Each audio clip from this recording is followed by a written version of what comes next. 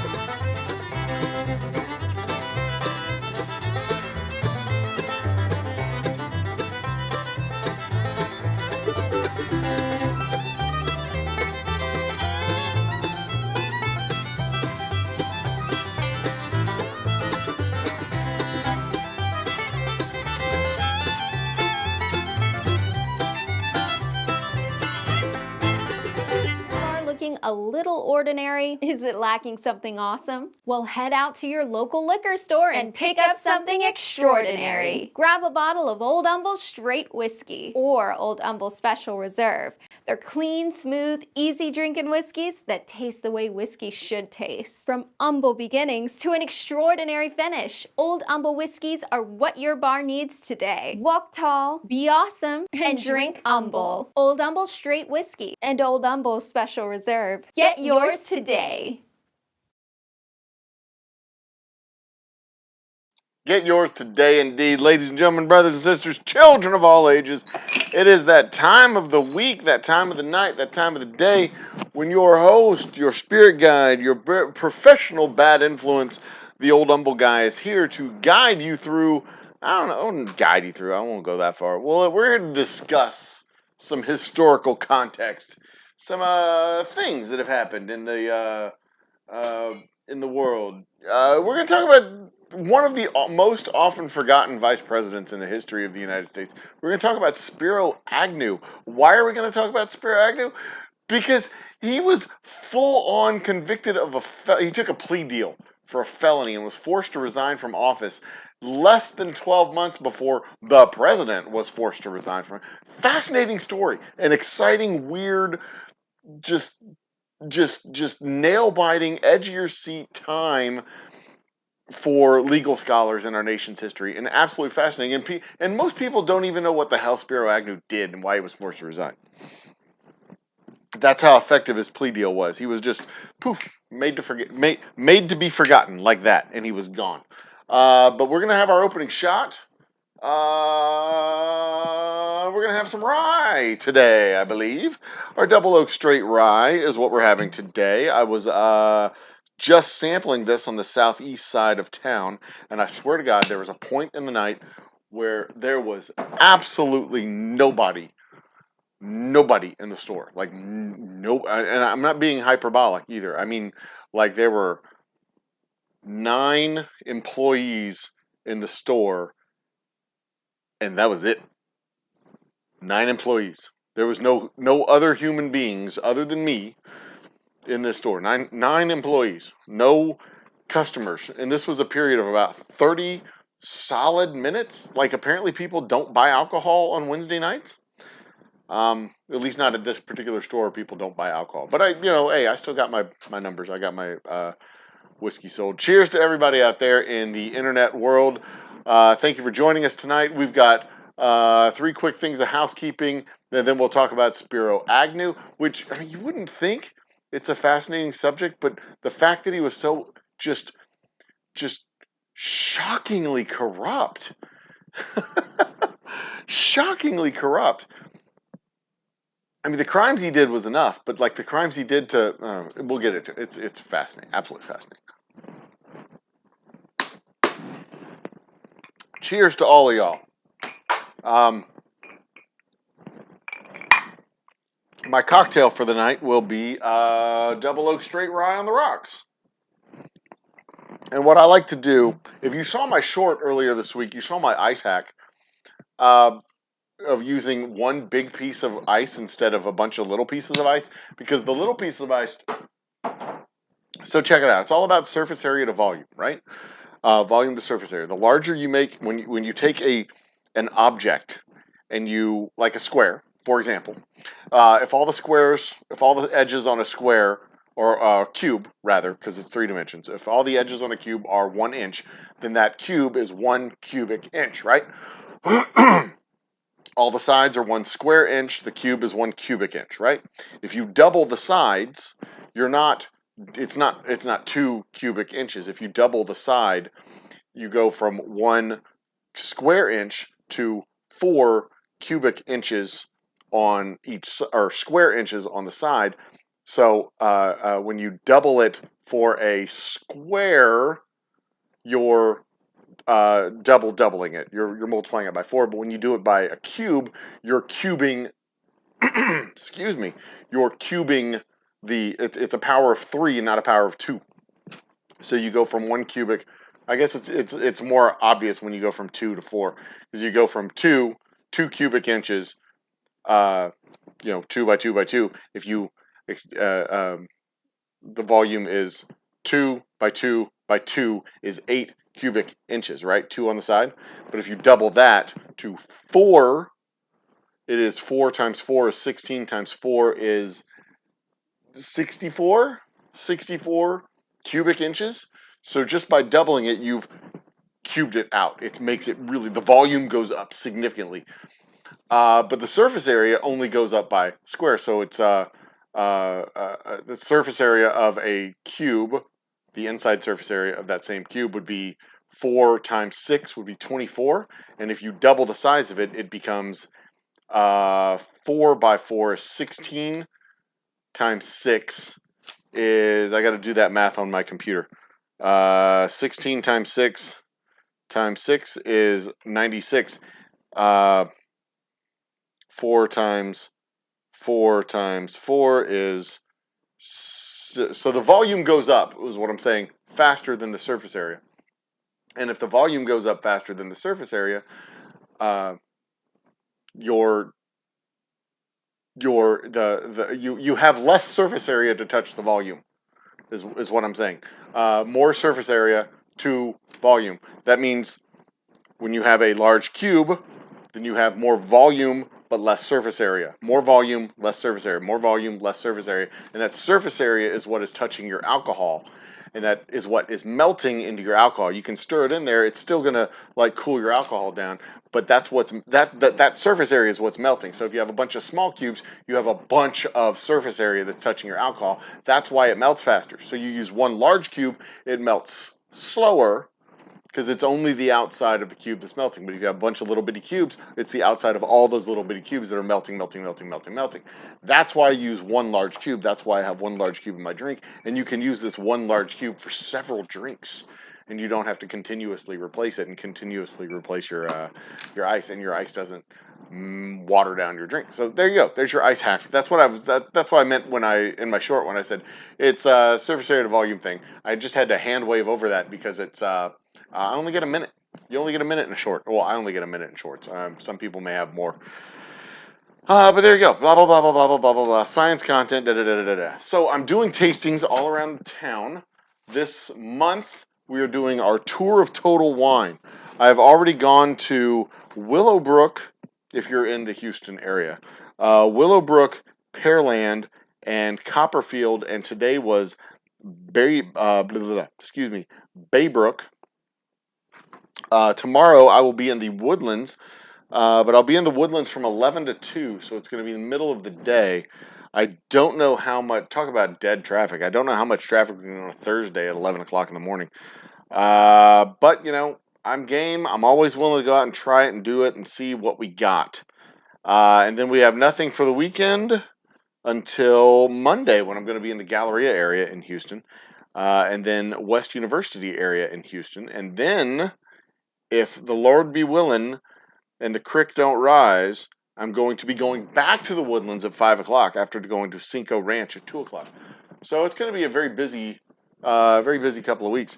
The really cool thing about doing these tastings is every time I sell whiskey at one of these stores, they put in orders every week, so I don't have to wait for a month or 2 months or 3 months like I do at some other retailers in the Houston area. Not to name names, but I will point fingers at Specs. Specs is a really great store. They're a really big store. They're really good guys. Safety Doc's in the house. Cheers. Safety Doc in the house, you bike riding fool.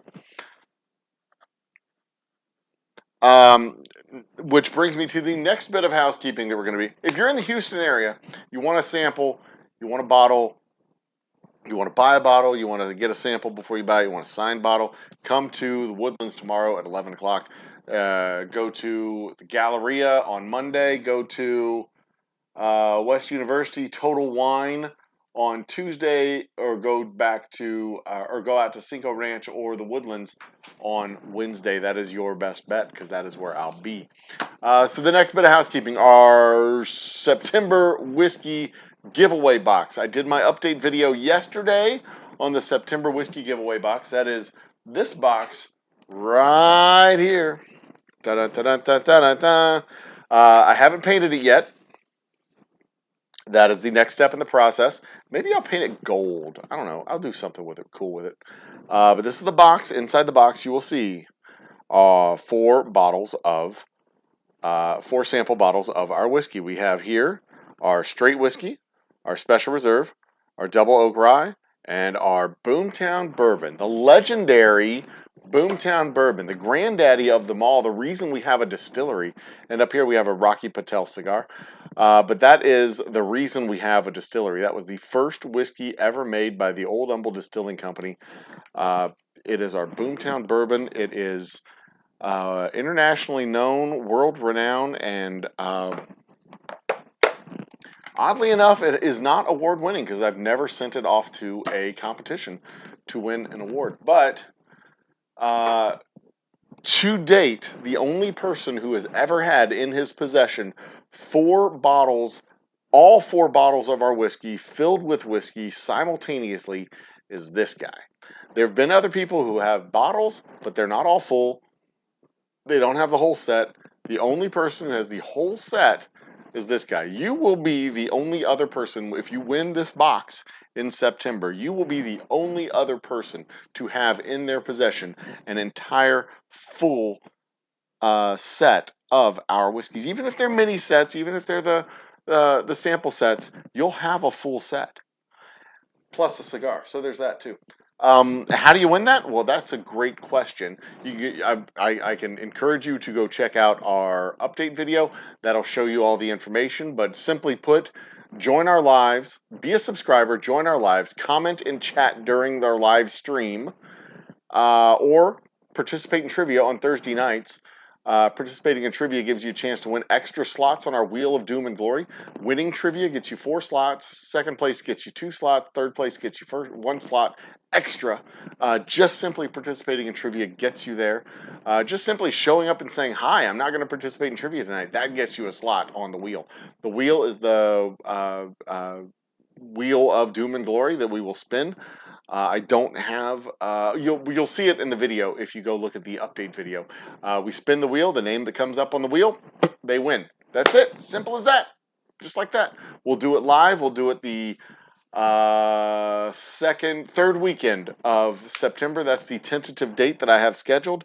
That weekend is the. If everything works out, it will be the weekend of the 16th, sometime between the 14th and the 21st. We will spin that wheel, and people will win those prizes. And you get on the wheel by joining any of our lives, whether it's a live stream from the distillery, a live stream on Thursday night, a live stream on Wednesday night, game night. I mean, whatever the hell I'm doing. If I'm doing a live stream, you join the live stream, you comment, you're in. You're on the wheel. That's how easy it is. That's how it works. Easy Street with Jen is in the house too. Write that one down. Add you to the list one more time. Easy Street with Jen. Yay. So those are the housekeeping notes. I will be doing several day in the life videos over the course of the next week. As we work on our bar, as we bottle up whiskey, as we prepare our barrels for our next batch of Boomtown bourbon that has already been produced by my contract distiller on the other side of town. I will be distilling about a fifth of that batch. They have distilled a couple hundred gallons for me. I'll be doing the last 50 gallons, and all that will be going into barrels, except for about 30 gallons of that. Yeah, about 30 gallons of it will be going into a special batch of bourbon called Ghost Town Bourbon. But more information on that coming out later. So, I think that's all the housekeeping we got going on.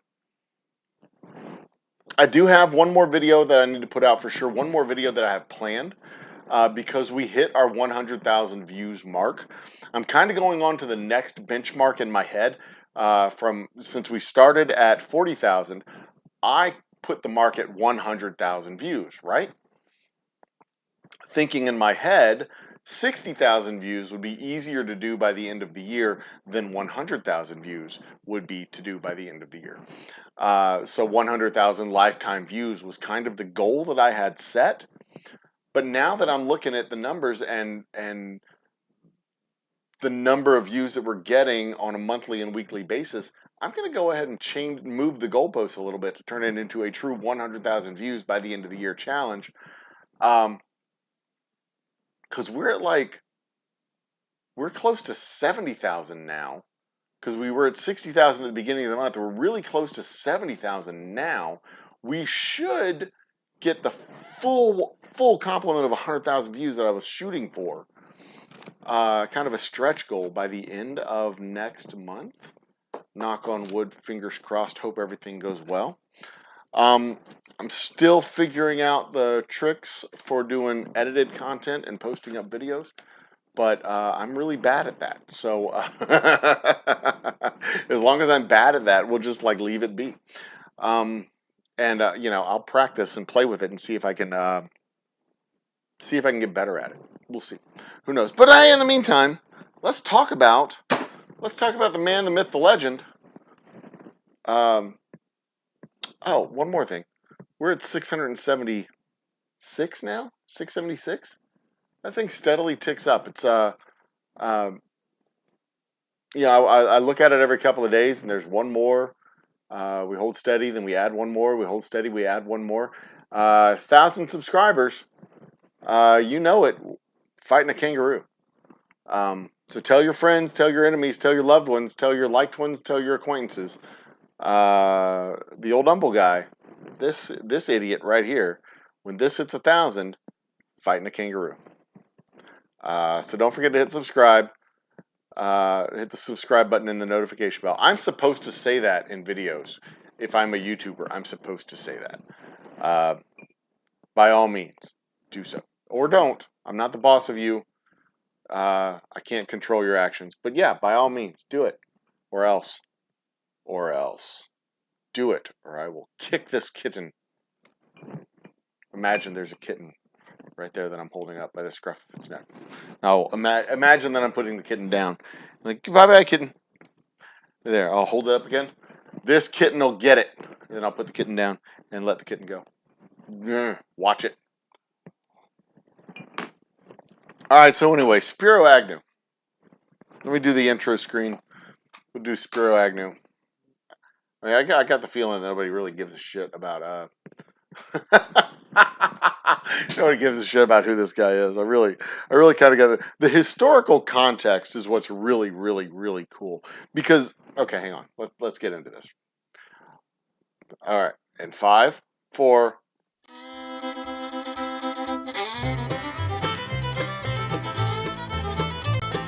Ladies and gentlemen, brothers and sisters, children of all ages, I am the Old Humble Guy. This is the Old Humble Happy Hour. Don't forget to hit the notification bell, subscribe, all the other stuff. Who is Spiro Agnew, and why the hell does it even matter, right? Well, that's a really good question. I'm glad you asked. Let me try to answer that for you. Spiro Agnew was Richard Nixon's first vice president. And all this happened, of course, before I was born. I mean, I may look like I'm a young spring chicken, and that is true. I am a young spring chicken. Barely old enough to remember a time when phones had dials on them. But let me explain. Spiro Agnew, Richard Nixon, all that stuff happened before I was born. So I had to read about this. I had to listen to podcasts, I had to watch videos, and read actual text-based stories about who this guy was, what this guy did, and why does it matter, so that I could share this information to you in a video format so that you can just sit down in front of your computer, push a button, and have the information fed into your drooling face. Trust me, dude is fascinating. So check it out. Nixon picks him to be vice president in 1972 when Nixon runs for president and wins. 1972. I'm sorry, 1968 is when Nixon ran the first time. He was also vice president in 1972 because Nixon ran for re-election and won in a resounding landslide in 1972. Beat the piss out of George McGovern I think he got over 500 electoral votes. The only state he didn't win was Massachusetts, if I'm not mistaken. So that was 1972 in his landslide second election. 1968, Spiro Agnew gets picked to be vice president. Spiro Agnew, prior to being selected to be vice president, was the governor of Maryland. Prior to being the governor of Maryland for 2 years, mind you, 2 years, prior to the 2 years as governor of Maryland, he was the county executive of Baltimore County. Doing all this from memory, so bear with me. He was the county executive of Baltimore County, and he was only that for 2 years. He might have been governor for 4 years. I can't quite remember. Either way, Spiro Agnew went from nobody to county executive to governor to vice president in the course of like 4 years, 6 years. So he just like skyrocketed onto the national scene. Dude didn't have like a 30-year track record. He wasn't a long-running senator or a long-running representative. He wasn't a governor for a decade. He didn't have a whole lot of political weight, but he just shot up straight through the stratosphere and into the vice presidency. What he did have was a pugilistic nature, a fighty type of fiery rhetoric that he would direct at his enemies, mostly hippies, mostly minorities, mostly. Dude was just a nasty son of a bitch. He would liberals. He hated liberals, communists, which were pretty much the same in his eyes. But he would just open up both barrels and just blast at him any chance he got. The media, he wasn't really a big fan of those guys either. Sound familiar? Sound like anybody we know? Anyway.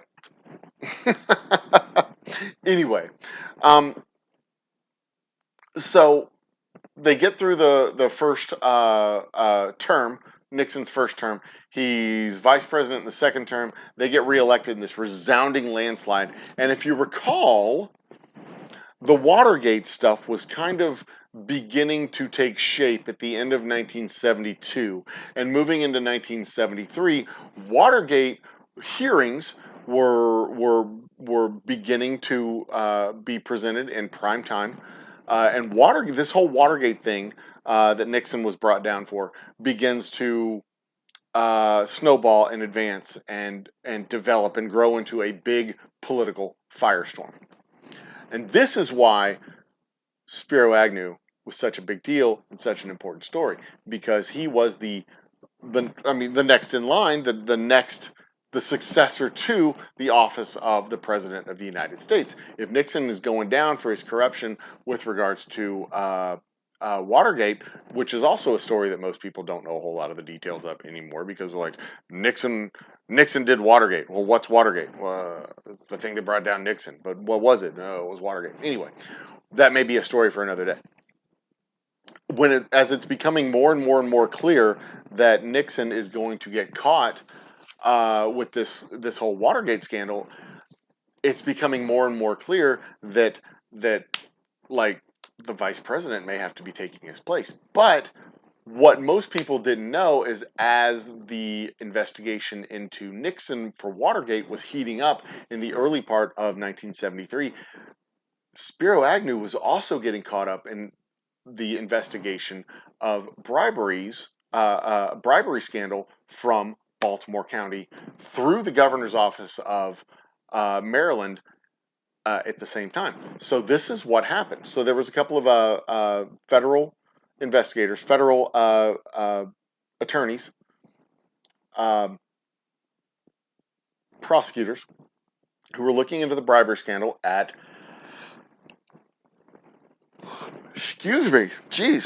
the end of 1972. They were looking into this bribery scandal going through Baltimore County, going through the governor of Maryland.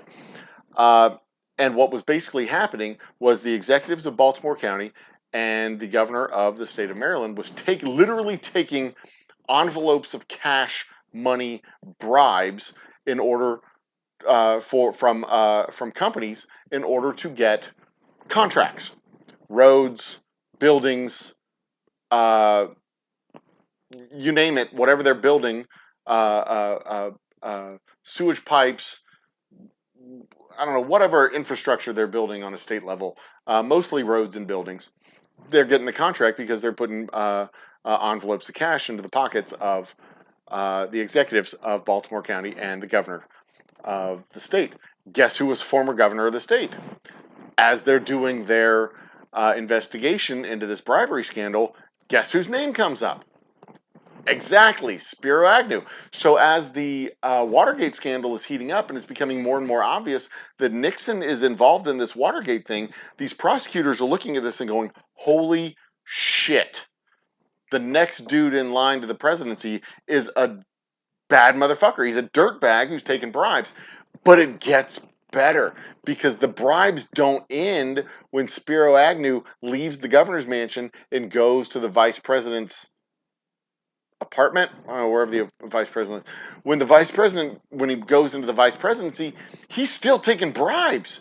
These people are literally coming up to him, handing him either duffel bags or envelopes of crisp dollar bills, and he's taking these bribes, and he's using his influence in the White House and in the transportation department and in the infrastructure, the internal infrastructure of the U.S. government to steer these contracts towards these companies that are giving him bribes. In fact, on the day that they're celebrating the victory of the 1972 re-election, on that day when he's having a party on his honor at the Smithsonian, he takes a bribe. He takes a bribe at the Smithsonian while celebrating his re-election to vice president for a second term.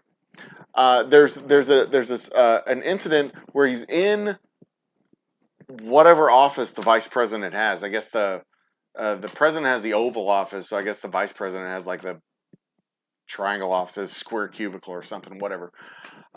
He's on the phone talking to somebody. A guy comes in with an envelope of money. Spiro Agnew puts the phone down, hangs up.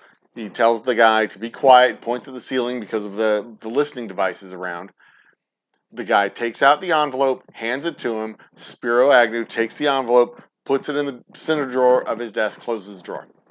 He takes a damn bribe in the actual business office of the Vice President of the United States. That's how corrupt this sumbitch is. Straight up corrupt. He's literally taking envelopes of money. So this is what ends up taking Spiro Agnew down. Not that particular bribe, but that's the activity that ends up taking him down.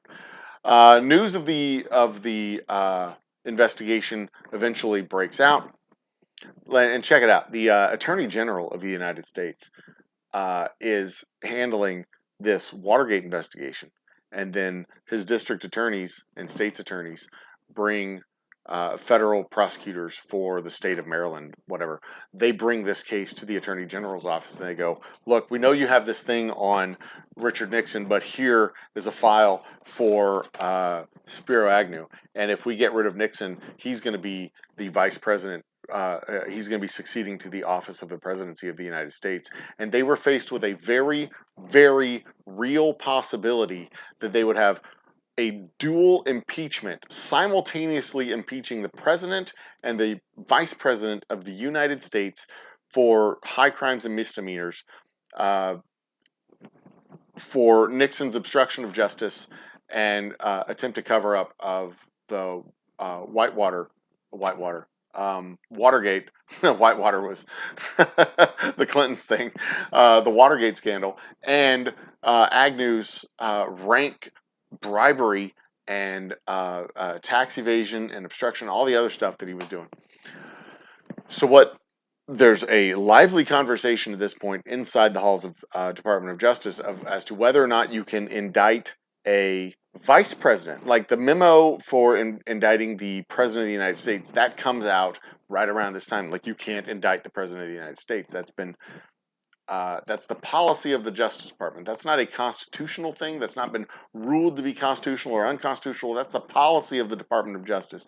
We can't indict the sitting president of the United States. You have to impeach him and then indict him. That's still an open debate when it comes to I don't know why I'm yawning so much tonight. That's still an open debate when it comes to the vice president of the United States. They haven't decided yet if you can indict a vice president of the United States. They've kind of said no, but it's still kind of an open question, right? And in the case of Spiro Agnew, they didn't indict the vice president of the United States. What they did first, they release the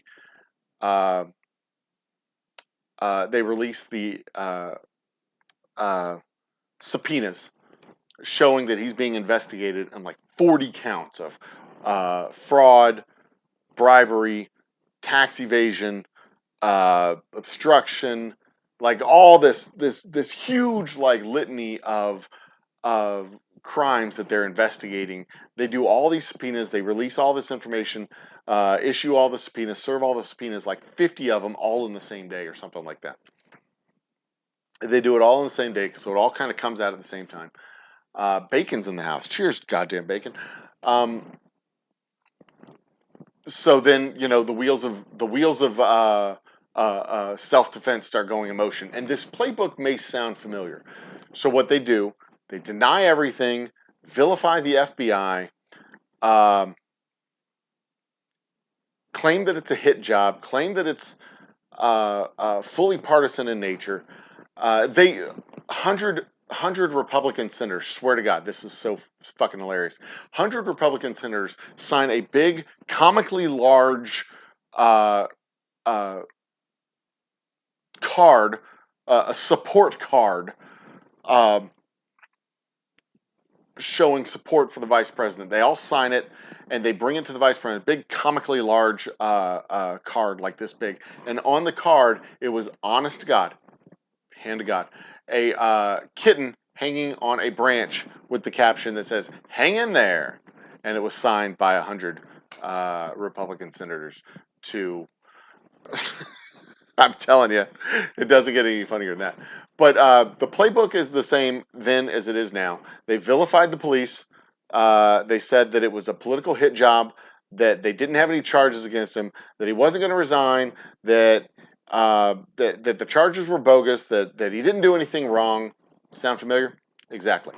Um, and uh, uh, he went full on into attack mode. He whipped up his mob of supporters, his own, because he was one of those pugilistic type of. That was why he got selected by Richard Nixon. He was a firebrand type of rhetorical politician who would say things like, all the hippies do is lay there in the park, and they never want to go to work, and we can't rely on them. Da, da, da. That was their brand of rhetoric in the late 1970s or early 1970s, late 1960s. Whip up your supporters, go against the press. That was kind of the attack mode that they went into to try and defend himself. And it started off as just full on rhetorical, but then he takes it to Richard Nixon himself, and he sits down with Richard Nixon, and it turns out that one of the prosecutors was the little brother of one of the senators in the Senate. Glenn Hall was a senator in the Senate who had gotten his seat back with the help of the Nixon White House.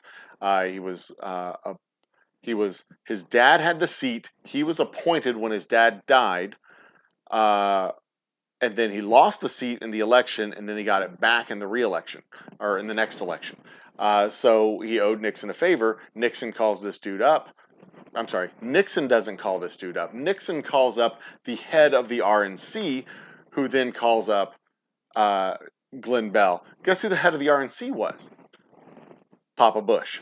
George Herbert Walker Bush. Papa Bush was the head of the RNC at the time. He calls up the senator, starts putting pressure on the senator to tell his baby brother to back off the case. They tried to get the case shut down from the president's office.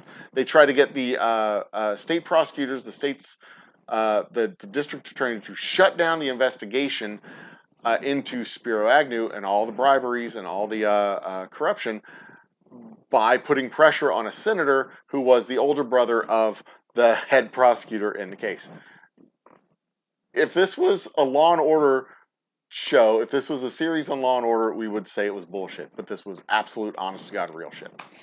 And that by itself would have been a crime enough for them to investigate and possibly indict, because that is full on obstruction, trying to get an active investigation shut down for no reason other than we don't want it to happen, which would have been bad enough. But that wasn't enough to even get Nixon to turn his back or people to, because most of that stuff was happening behind the scenes, and even the prosecutors didn't know that was happening. Because George Ball, the younger brother, he didn't even he listened to his brother. He picked up the phone. He listened to his brother. They talked. He said, "Oh, okay, cool story, bro. Bye." Hangs up on his brother. Doesn't bring the shit to the rest of the team. Goes nowhere. Fast forward a few months, and now we're talking early 1973, right? This is early 1973 when this is all happening.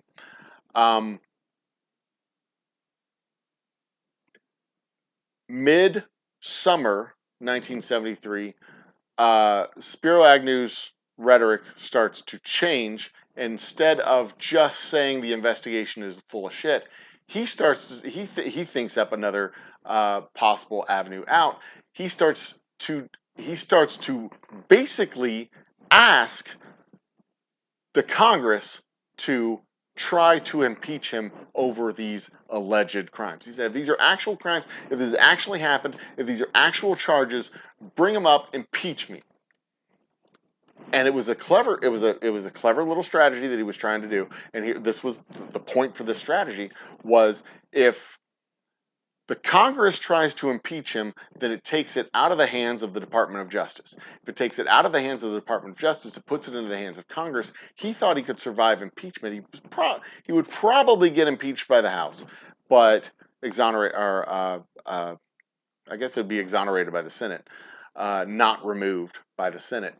So he thought he would survive the impeachment if it went to impeachment, and then it would take all the ammunition out of the gun of the Department of Justice. Well, this starts to freak out the Department of Justice, because the Department of Justice is looking at this going, if he gets through impeachment and we don't get indictments and we don't get to arrest him and we don't get him out of office, he's going to end up being the president of the fucking United States after Nixon gets removed. Assuming Nixon gets removed, which it looked like that might be happening. So, Department of Justice starts to work even harder, because they don't want their case to go tits up. So what ends up happening is instead of going to impeachment, the Department of Justice works all night on a deal for Spiro Agnew to basically resign from office, get indicted, charged, plead guilty so they avoid court, so he becomes a guilty, convicted felon, but avoid jail time and walk out. So what ends up happening, this all happens over the course of a day. This is October 8th, 1973, the end of summer, early fall. October 8th, 1973. This all happens in one morning before 2 p.m. 2 p.m. is the court hearing. The court hearing was in relation to, on the docket, it is in relation to the investigation into the vice president. 2 p.m. is what it's scheduled for. What happens is that morning, Spiro Agnew resigns as vice president. And then at 2 p.m., he walks into the courtroom. There's a plea deal presented. Guilty. Sentenced to probation. Do you accept the plea deal? I accept the plea deal. Do you accept the plea deal, Judge? I accept the plea deal. Guilty. You're a convicted felon. You're the former vice president of the United States. Get out of here. Never come back. And he walks out a convicted. He walks in as the recently resigned vice president, the former president of the United States, just resigned that morning. Pleads guilty, walks out a convicted felon, never goes to jail, never sees any jail time. A few years later, there's some students in Baltimore who sue the state and sue Agnew for like $250,000 for the money that was the bribes that he took in order to steer the agreements and stuff like that. But that was it. And what happened to Spiro Agnew after that? He basically vanishes off the. I mean, he makes a couple of speeches, but he basically vanishes out of political life. Boom, rising star in the Republican Party, goes from county executive, governor, vice president. Would have probably been the successor president to Nixon in 1976, but instead we got Jimmy Carter. Probably would have been at least a one-term president. May have pulled off 2 terms, but ends up being a complete shit show between Agnew and Nixon, and just the devastation in the Republican Party. Sets the Republicans back for. I guess they only really set them back for 4 years because Reagan comes storming back in 1980. But congressional Republicans, they don't hold office until, I don't think they have a majority in the House until the 1990s, if I'm not mistaken. They teeter back and forth in the Senate, but they don't really get a solid majority in the Senate until I think the mid 80s. I can't remember. Don't hold me to that. Memory's a little bit foggy with regards to party control of the various houses of government when it goes back before the 90s. Because like I said, I'm old, but not that old.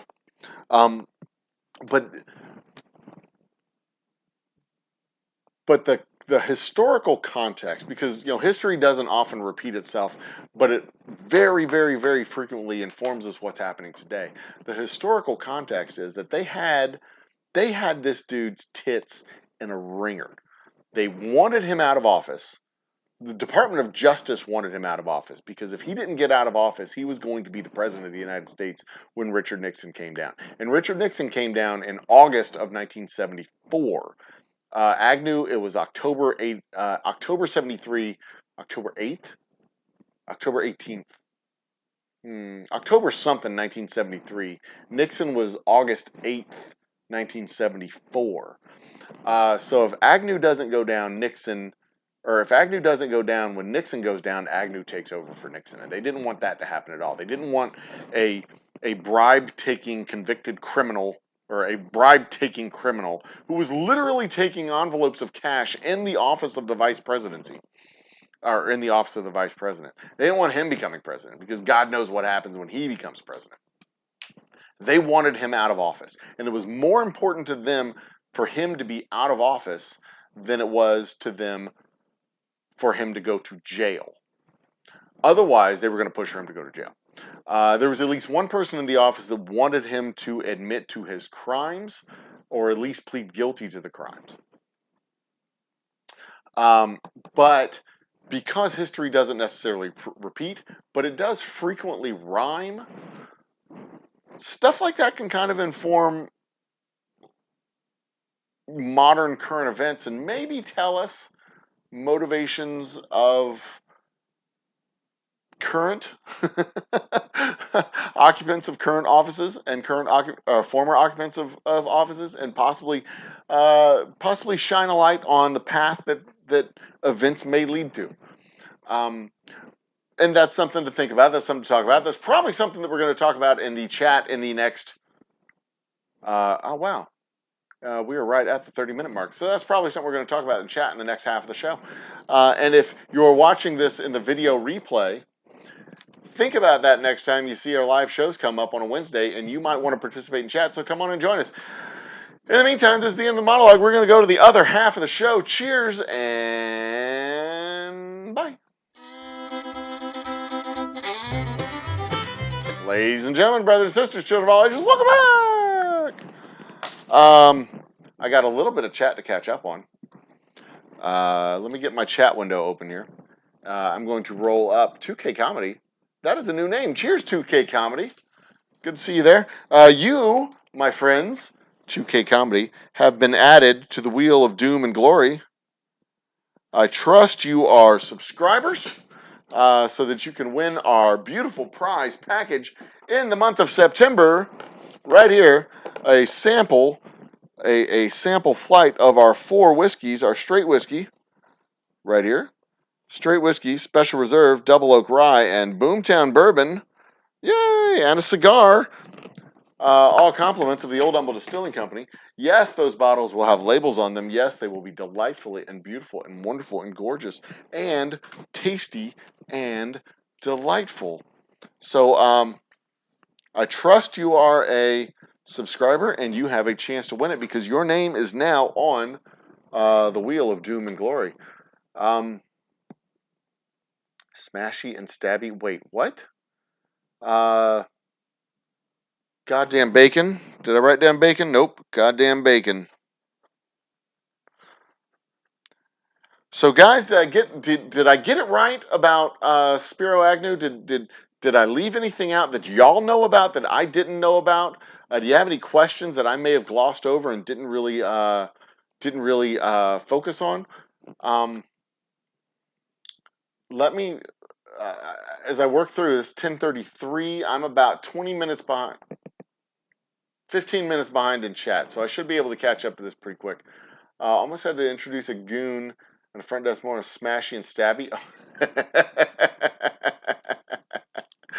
That sounds like a story that I'm going to have to listen to on Friday, I think. That's good. That sounds fun. How many AGs did they go through? During the Spiro Agnew investigation, they went through 2 attorney generals, because the attorney general that started and I forgot his name.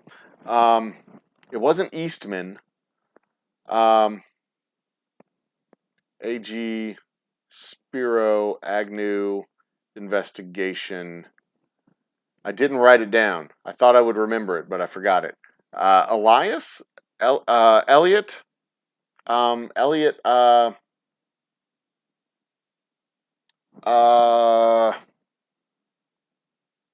it wasn't Where is this? I think I've got the name right here. Nixon charges. Uh, it's right here. It's right here. Under the process, 20.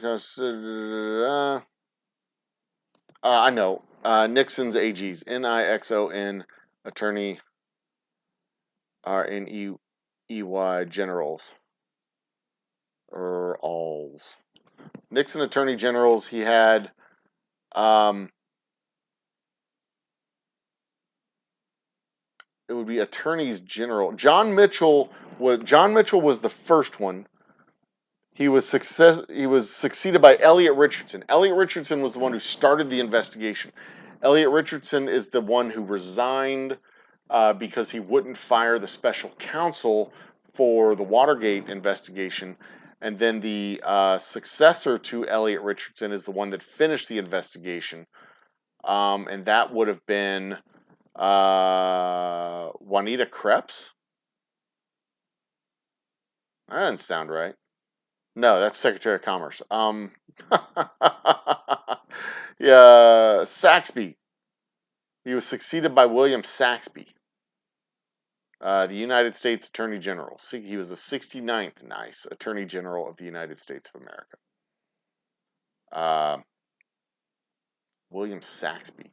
Although I don't think Saxby was in office for very long. Okay, so there's that. So during the Agnew investigation, there were two for sure. At least Elliot Richardson and then the next guy.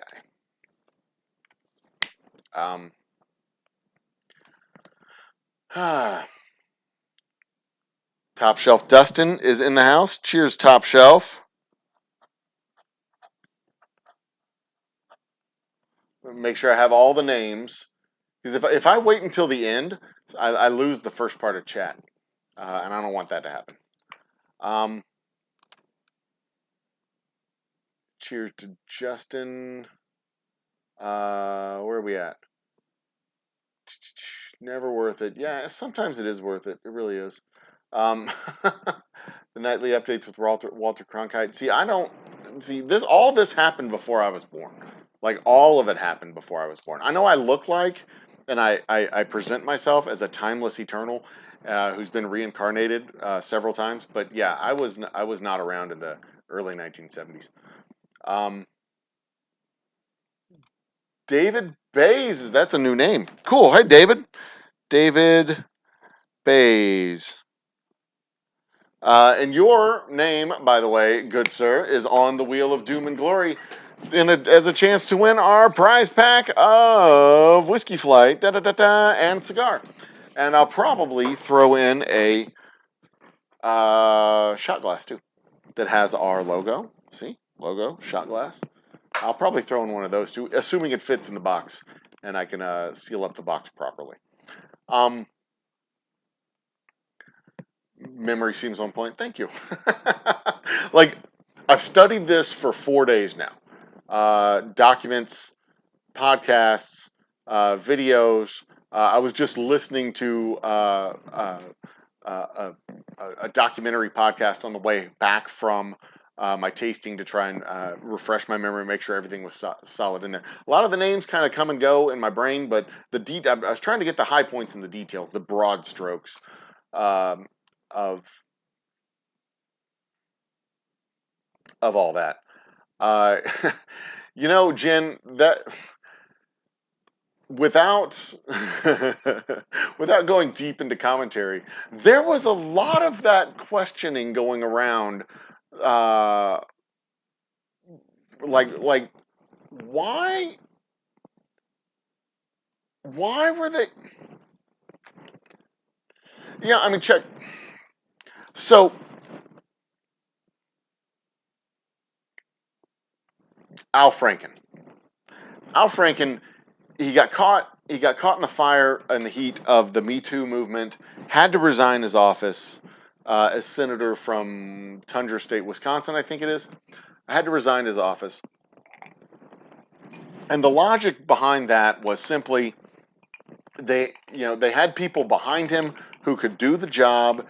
The scandal was going to be a distraction. Kirsten Gillibrand wasn't going to let this go. It was a pivotal moment. Da da da da da da. Da. He resigned. Somebody took his place. Competent, able to fill his shoes, able to go do all the stuff.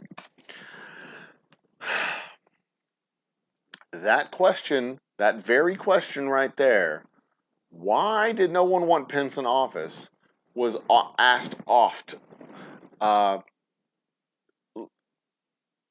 like with all the baggage, with all the shit, all the turmoil, all the crap, all the garbage, all the conflict, all the controversy, all the stuff.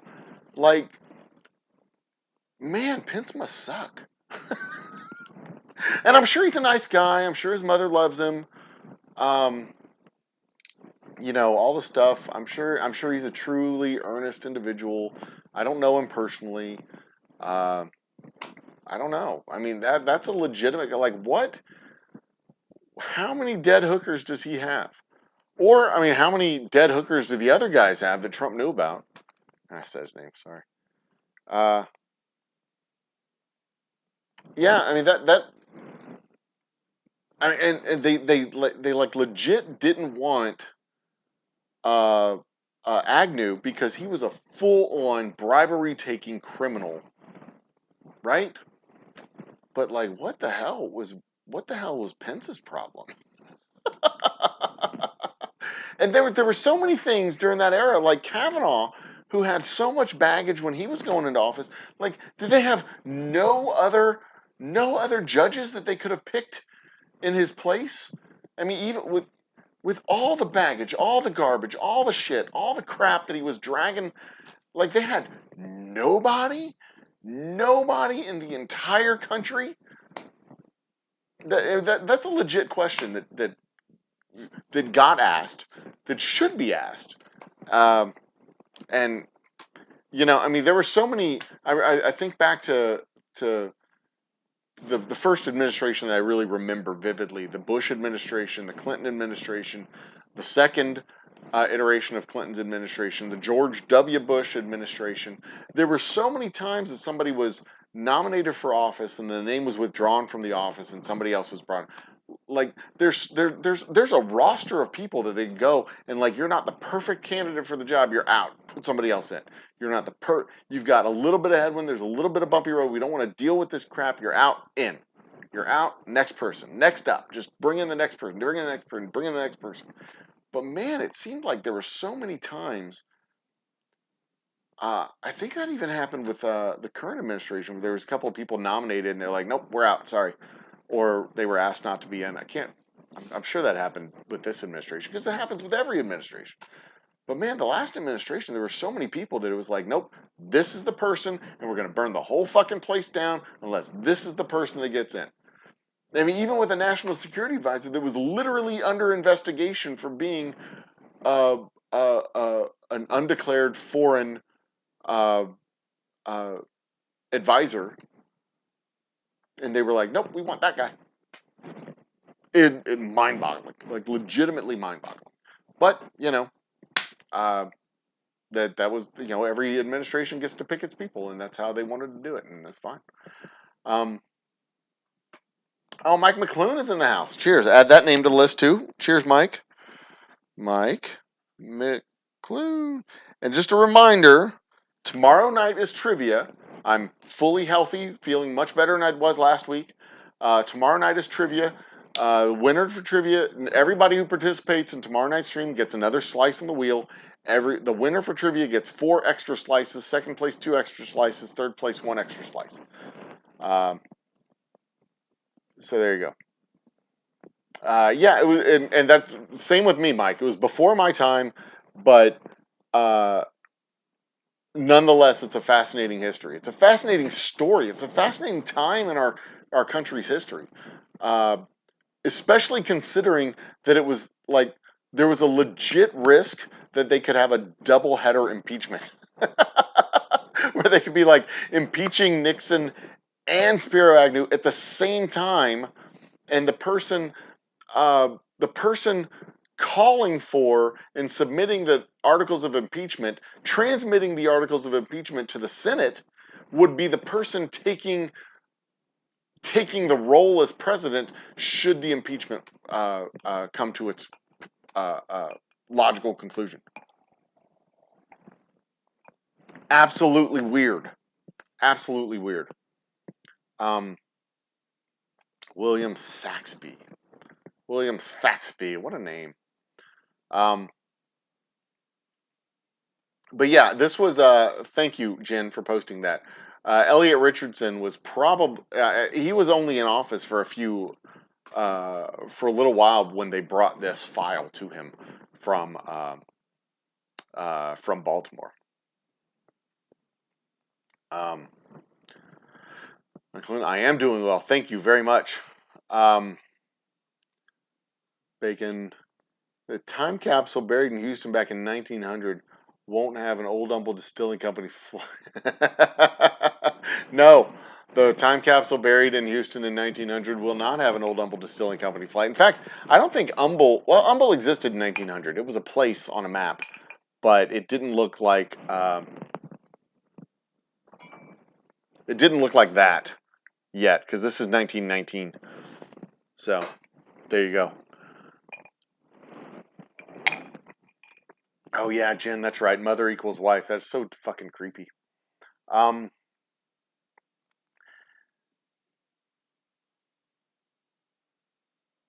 Yeah, I mean, that was one of his criticisms with regard to Pence. Like, he was on his way out in Ohio. His career was pretty much over. Then he got resurrected as vice president. I don't see him. I don't. I don't expect him to have much of a career going forward. And when it comes to Kavanaugh, you're right. Well, no, I don't think. Age for Kavanaugh was extremely important because he's going to be on the bench for 40 years. Qualifications, there are plenty of judges that have the same or similar qualifications. With regard to education, experience, time on the bench, all the stuff that Kavanaugh had. There's plenty of judges that have that. There's not a whole lot of judges that have all that and are as young as he is, and are on the list, the Federalists list of judges. But it would be a hard argument to make that there's not one other judge in the entire country. I mean, Jesus Christ, that woman that they picked had been a judge on. Hell, they had selected her to be a federal judge 2 years prior to her going to the Supreme Court. What's her face? Coney Roberts. They had selected her 2 years prior to going to the Supreme Court. She had been nominated and approved in that rush of 200 or so judges that Mitch McConnell got through. But I mean, that's just the thing. I just can't imagine that they couldn't find. When it just became so many such acrimonious. Such an acrimonious process to get him appointed and approved that they couldn't have just said, you know what, it's not worth the fucking hassle. We have more important things to do. I guess they just didn't feel like they had more important things to do. And like I said, every administration gets to pick their people. The president gets to pick their judges. That's fine. Whatever. If that's who they want to pick, that's how they want to pick it. That's fine. It's just, I mean, if I have more important things to do than fight with my wife, 9 times out of 10, I'm just going to go, you know what, honey, this is dumb. I'm not going to fight. You're right. I love you. I'm wrong. Bye. And give her a kiss on the cheek and whatever. It's not worth the fight. It's just, let's move on and do more important shit. But I guess that just means they didn't really have more important shit to do. So,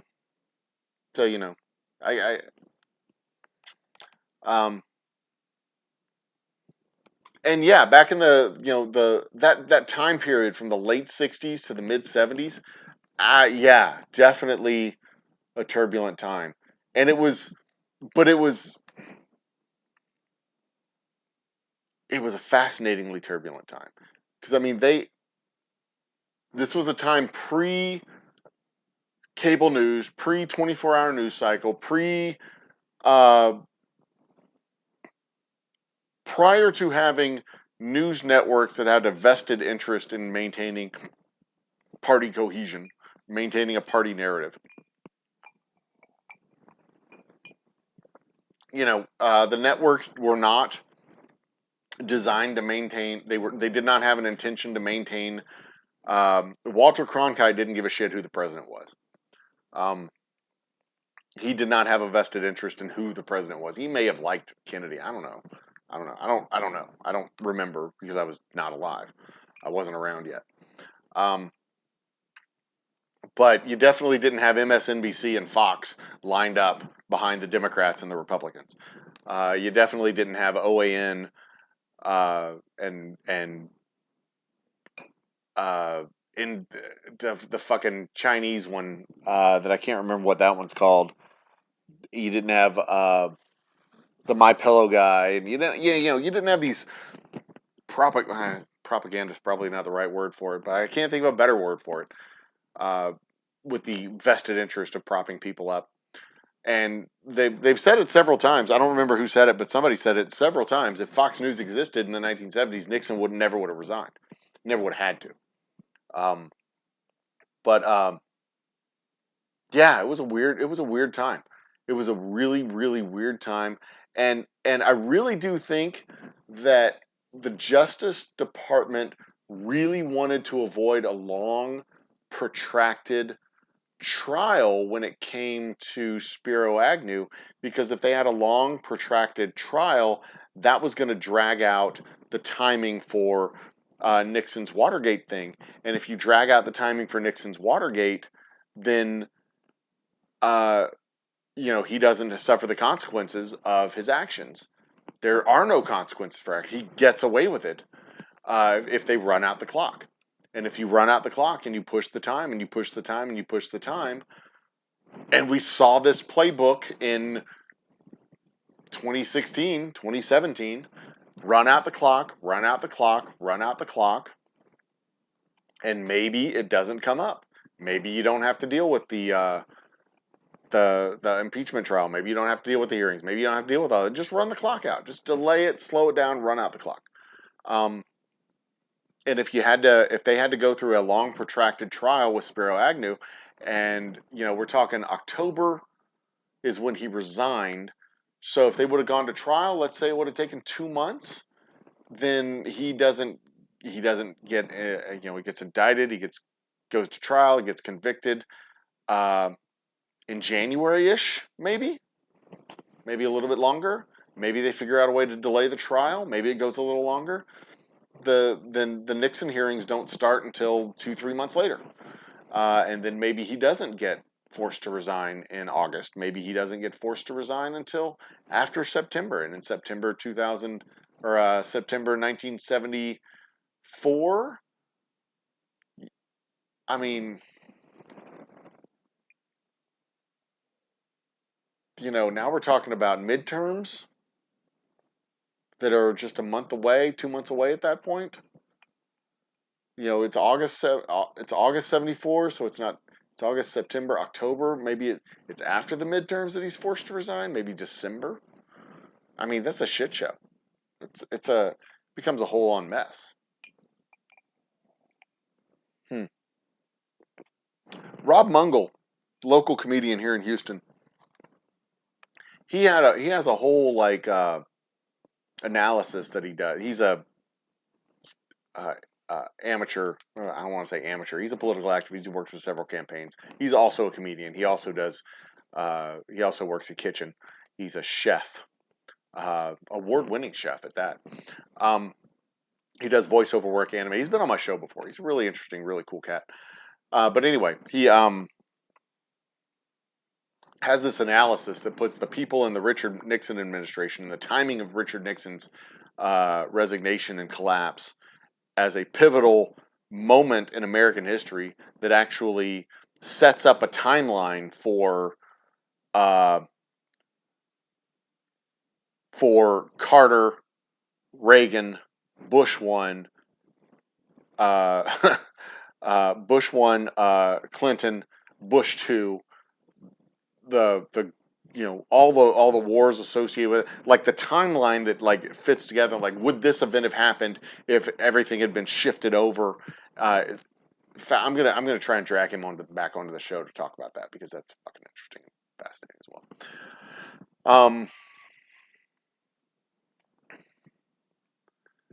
Yeah, yeah. See, I think you're right, Dustin. His age, I think, is his age is his biggest qualification. Uh, but his other qualifications, his education, his background, his history, and his opinions, those are not hard to replicate, because there are dozens of judges who have done the same stuff he's done and given similar opinions to what he's given. The Federalist, uh, the organization called the Federalist has a list of judges. Like, literally, they were just pulling names off that list of judges who would do the things like Kavanaugh does. Um, anyway, um, the crazy woman who at a Republican convention claimed that you're right. Right, because when you're complaining that the Supreme Court is becoming political, what you definitely want is a guy who is a political appointee.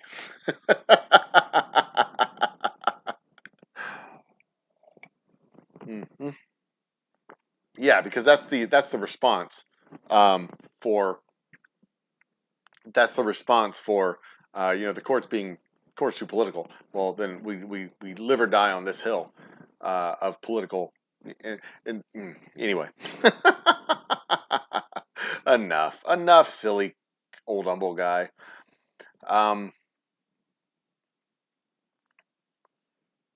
Holy shit! How far back are we now? 11:10.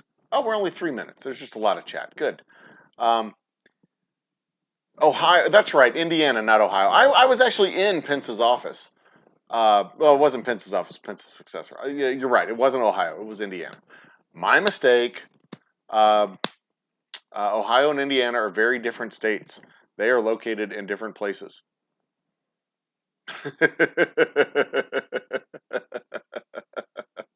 And neither one of them are flyover states. They're both destination states. You got to move to the states next to them to get to flyover states like Kansas and Nebraska and Missouri.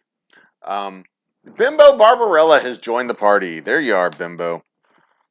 Bimbo Barbarella.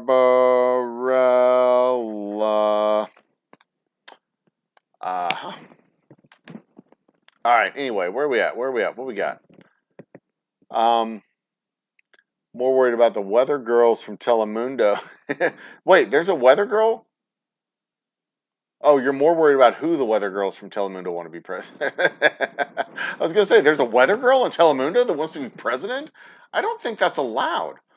Um, because they're, different country and all. But there's that I have never been more interested in the weather in Mexico, to be quite honest. That is a fascinating story that I definitely want to hear more about. Please tell me, madam.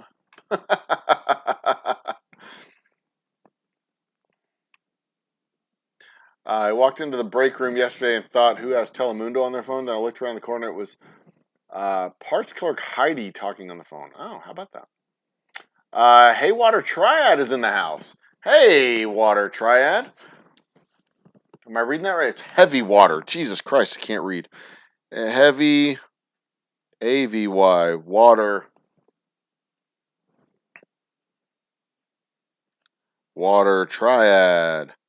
That's a new name, and I appreciate the new name. You have been added to the box, the drawing for the box. Your name has been added to the Wheel of Doom and Glory. There we go.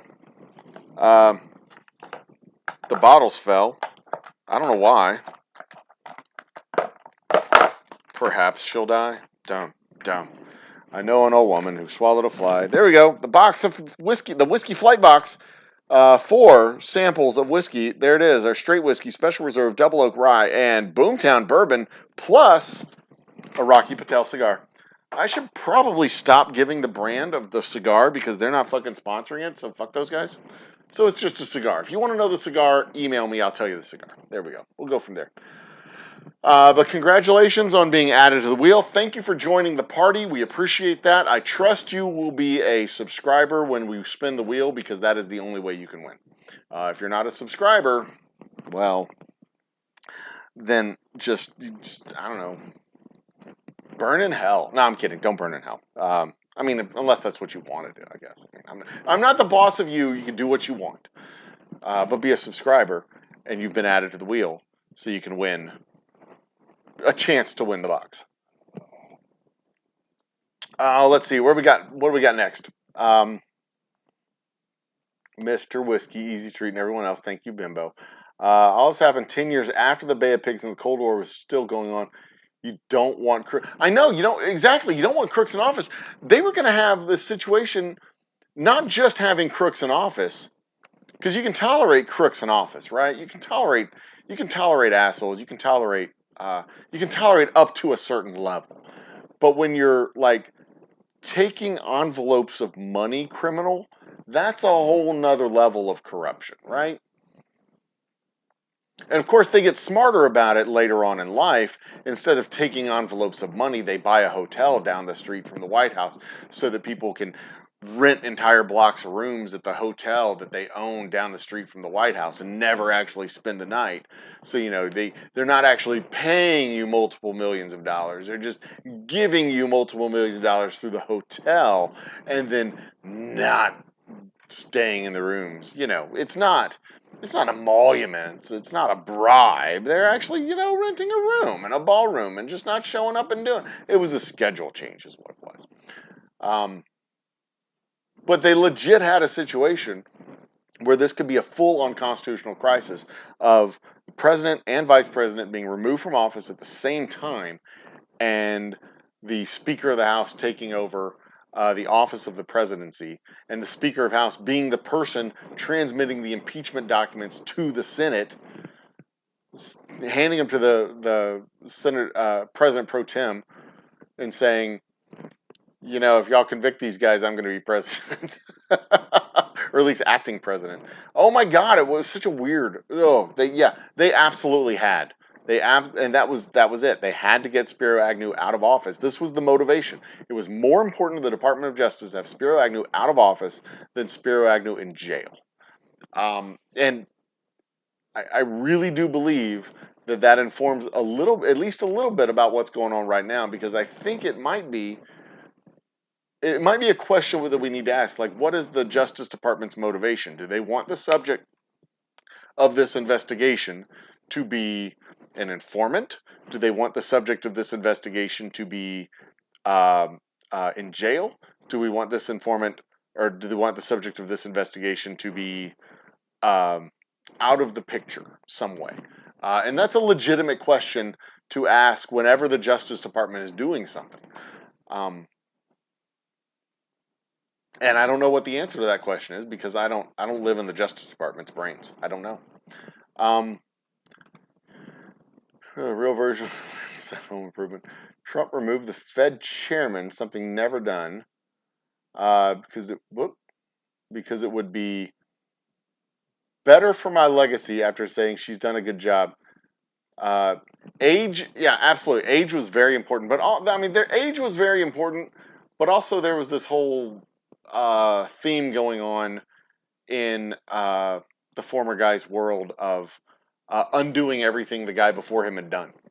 So age was very, very, very, very important. But the Fed chairman wasn't so much a big deal, because the Fed chairman only serves a term of like 4 years, I think.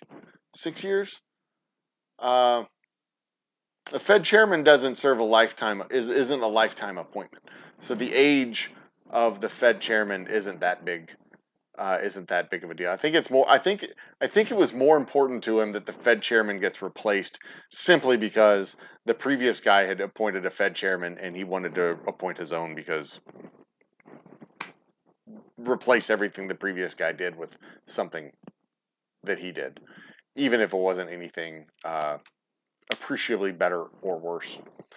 That was an ongoing theme during that administration too.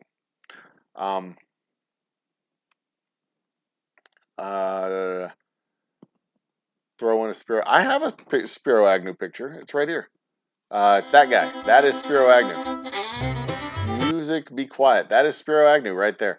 It's I think I maintained the proper aspect ratio with that particular picture as well. He had a long face. Cheers, Mike. Have a great night. Talk to you possibly later. Minnesota. There you go. Thank you very much, Bimbo.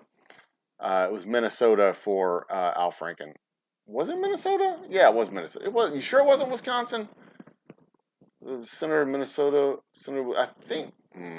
Hey Siri, what state was Al Franken a senator of? I found two. Minnesota Democratic Farmer Labor Oh, I'll Party be damned. and He was Minnesota. I thought it was Wisconsin. I thought for sure it was Wisconsin. Who's in Wisconsin then? Hey Siri, who are the senators in Wisconsin? Is that Klobuchar? Ron Johnson and Tammy Baldwin. Tammy Baldwin. Okay, Ron Johnson and Baldwin. Klobuchar was also Minnesota, I think. Yeah, what I think.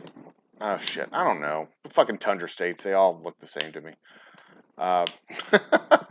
They're all covered in snow and sound like Canadians. Oh, my throat is dry. Give me some water.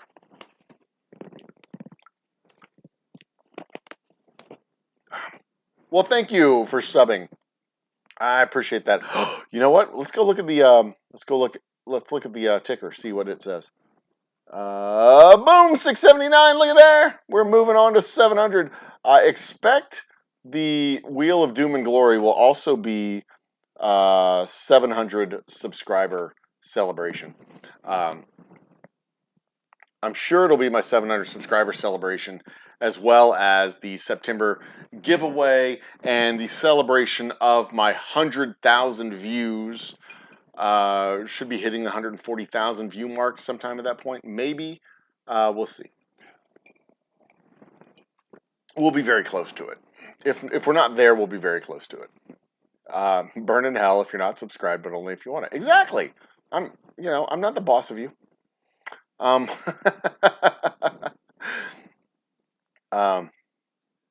Middle East rulers love that place. Oh yeah, the hotel down the street from the yeah, they did, as did executives from Verizon, as did oh, there were a whole bunch of people that really loved to stay at that hotel.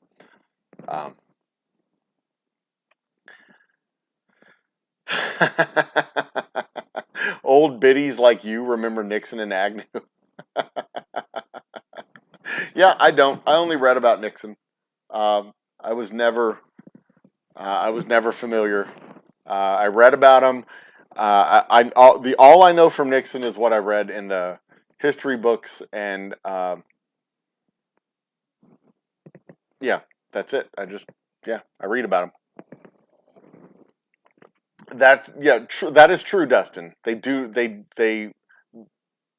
They stay in office for pretty much as long as they want to, generally speaking. But they also have a term that there's no obligation.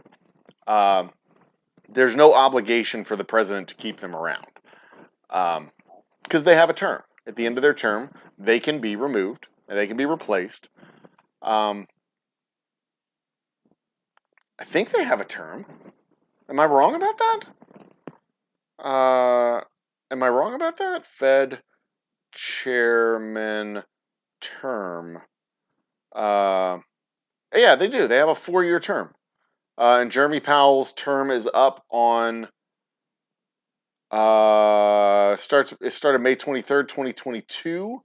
So he goes until 2026. But yeah, I mean, presidents don't generally fuck with the chairman of the Fed because he's the chairman of the Fed. The intent is to have a steady hand at the helm, a steady guide at the Fed to maintain a cohesive monetary policy for years and years and years and years. You don't want to be whipsawing back and forth between people every 4 to 8 years or whatever. So yeah, exactly. He effectively broke tradition. So shocker. Don Scott from the west coast of Canada. Cheers, Don Scott. Welcome to the party. Your name is down on my list, and the list is the list of names that will be added to the Wheel of Doom and Glory for our spin of the wheel for a chance to win our sample flight of whiskeys, our straight whiskey, Special Reserve, Double Oak Rye, and, whoops, that's on this side, Boomtown Bourbon over here, the legendary Boomtown Bourbon. Plus, I throw in a cigar, a fine cigar. If you're into that sort of thing. If you're not into that sort of thing, give it to a friend or throw it in the trash. It's up to you. I mean, I'm not the boss of you. You can do whatever you want with it. I don't care. But we will spin that wheel sometime between September 15th. When did I say we'll spin that wheel? We'll spin that wheel sometime between September 15th and 21st. So must be present to win. If you're not present, and I will announce it well ahead of time, so there will be plenty of information. Be a subscriber, participate in chat. The more you participate in chat, the more shows in which you participate in chat, the more slices on the wheel you have. I did a video of it yesterday. It posted up on our page. Check us out. And I appreciate you joining the party. Thank you. Thank you very much.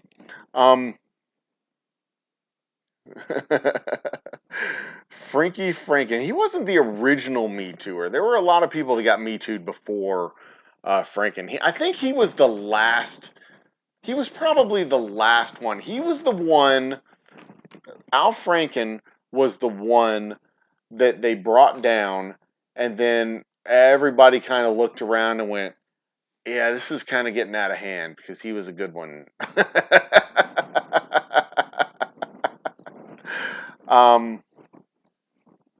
It was, yeah.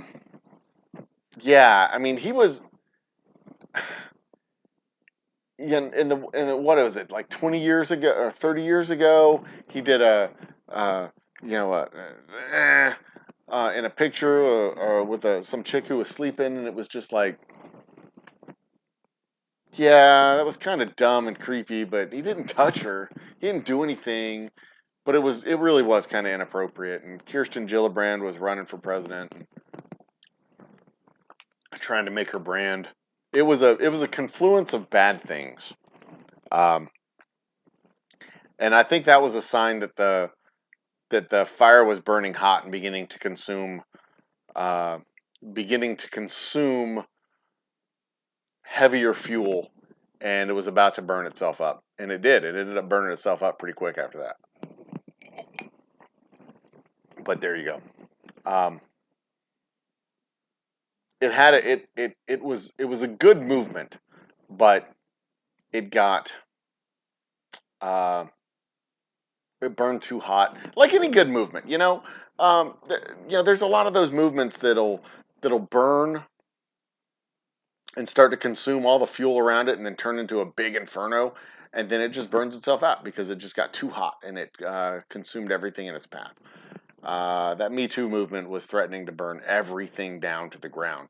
I mean, it's absolutely fair for women to speak up and say, look, every single one of us has been affected by this. Every single woman, every woman you know, every woman I know, they almost certainly have a story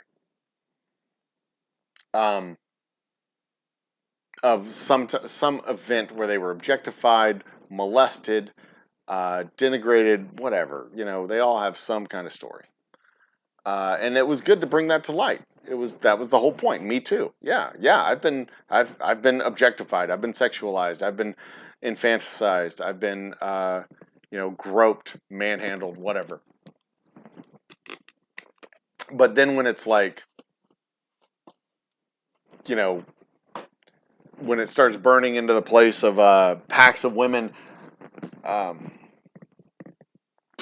you have your headphones in, or the blind guy at the gym who gets assaulted by the woman because she thinks he's staring at her because he's just looking off into the distance because he's blind and he doesn't see what he's seeing. He doesn't see anything because he's blind. And then they're like, quit staring at me, and he gets, I don't know if that actually happened. That's a TikTok meme or whatever. I don't know if that is a thing that actually happened, but yeah, you know what I mean. Um, I'm for it, absolutely, without question. Like, quit being dicks.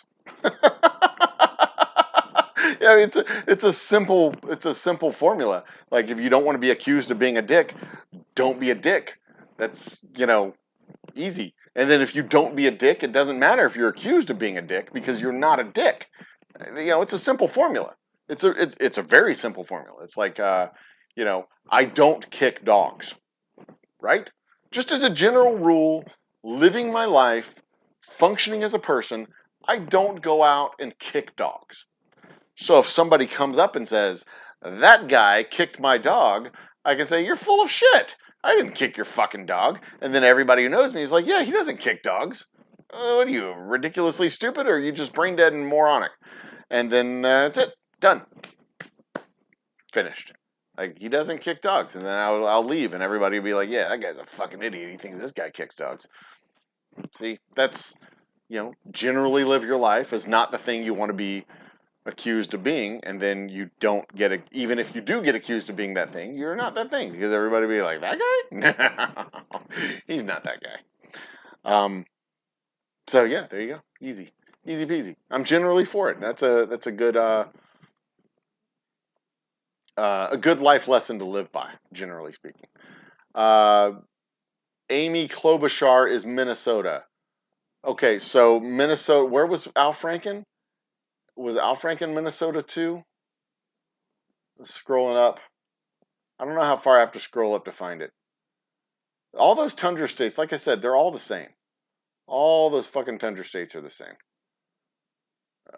You get north of Oklahoma, and all the tundra states are just kind of the same. They're all flat. They're all boring. They're all covered in snow. Did I miss it? Where's it at? Minnesota. There it is. Okay, so Al Franken was Minnesota. And Amy Klobuchar. Who took Al Franken's place? Was it Amy Klobuchar who took Al Franken's place? I don't know. I don't think it really matters. Shark Home Brewing's in the house. Added Shark to the list. Shark. The winners of our last gift box. Brewing. Shark Home Brewing, winner of our last gift box, is now on the list again. It's probably your third or fourth.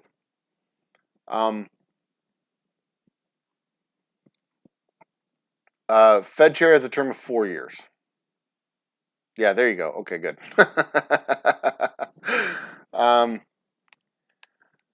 Your closest bordering state that isn't Idaho. My crossfit actually throws a Rocky Patel cigar in the trash. Honest to God, bacon, I've had better. They're good. They're good cigars, but I've had Divine Leaf cigars are better, and it is fucking amazing.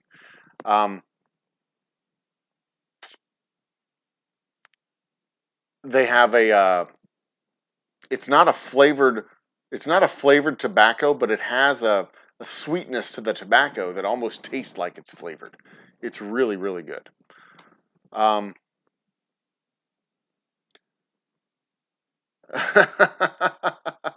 We see, that's just the thing. Like, I that's just the thing, Dustin. I don't think only the people hurt, because like Al Franken obviously suffered the consequences, and he was a dick. He was a dick at a certain point in his life, but I think he's a reformed dick. I think, or at least he's trying to be a reformed dick. He's trying to, be better than he was. Those without sin, blah, blah, blah, blah, blah. Um, but, like I said, generally speaking, if you don't want to be accused of being a thing, don't be the thing. And, you know, most of us are not without sin, especially in the earlier days of our existence as kids. We tend to be assholes, immature, douchey frat boy type of jackoffs. But you're supposed to grow out of that sort of thing, and certainly not assault women behind dumpsters. Um, so you certainly avoid the most extreme, but then as you grow up and become more like reasonable, you don't like spend an entire conversation staring at a woman's tits. They have eyes. They're somewhere above this area usually. You don't need to know what color they are. Um, this is usually when Lisa stops me from talking. So I'm gonna listen to the little voice in my head of Lisa going, "Stop," and then I'll stop. See, that's how it works. um, wouldn't believe the crap. Oh, I would believe the crap we did in the 70s through 90s. I existed in part of that like time frame. I know all the crap we did between the 70s and 90s. I know all the crap we did up until the turn of the millennium. I am well aware of it. Um, I mean, Jesus Christ, I got groped. I got groped at a party in Mexico. I was cool with it. That's why I went to Mexico. Um, I will not kiss and tell about the rest of the evening and how it went, but it was fun. I wanted to go back to Mexico for a very long time. But, she wasn't there, so it doesn't matter. I was groped by a girl at a foam party, uh, with the bubbles and the foam and everywhere. Um, I didn't feel violated. I didn't feel assaulted at all. That was like the whole point of being at that party. But if the tables had been turned, if she had been waiting for a drink and I just walked around her and foop, hand down the pants, it wouldn't have been the same. It wouldn't have had the same amicable outcome as I don't think it would have had the same amicable outcome as it would have had as it did have as it actually played out. So there you go. 5 out of 8 have been yeah, yep. Um, women past the wall. I don't know what the wall is. Past the wall. I don't know what that means. Women past the wall. Huh. All right. Anyway, I'm not going to think about that too hard because it will hurt my brain.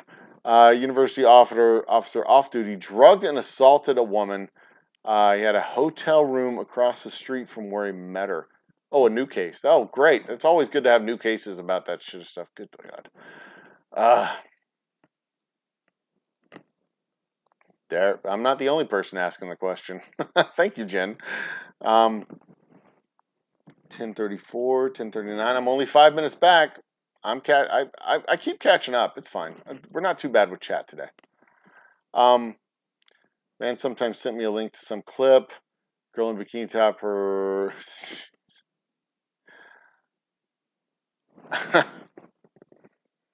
You see, this is the type of shit. This is dead on. Dead on. There's plenty of young ladies on the TikToks who have no problem with their jumbly bits hanging out. And, they're like, I have a great personality. I'm like, I don't see your personality, sweetheart. But, yeah, more power to them. Let them bounce their shit all over the place. It doesn't bother me none. They can do it. Now, if they don't want people to watch them do it, then, you know, now I've got some questions.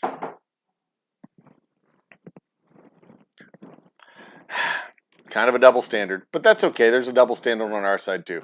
We still own everything, so, you know, that's fine. Deal.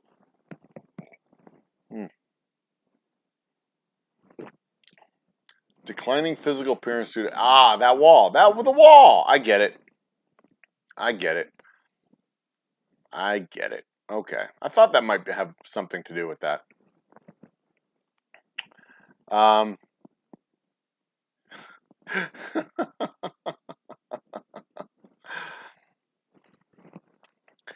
Is TikTok mostly women selling their website?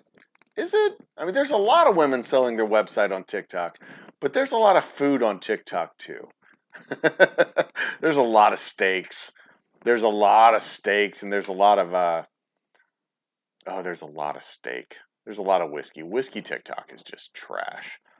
I'm not gonna lie. Whiskey talk is just absolute fucking trash. A bunch of people telling you how to drink whiskey, and then a whole bunch of other people saying how they found delicious whiskeys that are just Buffalo Trace and Brown Foreman and Bullet and other crap. Like, woo, exciting.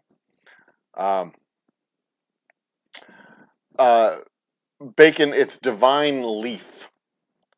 Divine, Divineleaf. Divine Leaf. They're based in California. They have a facility in Colombia and Venezuela for making the cigars.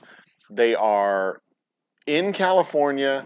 I think they're in Total Wines across the country.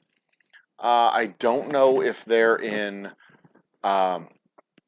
Washington State, but I'm going to type Divine Leaf. There it is. I just typed Divine Leaf. They have their website, I think, is divineleaf.com. Find them. I think you can order cigars and have them sent. They have a Cigar of the Month club, I think, where you can get a subscription and get a cigar sent to you every month.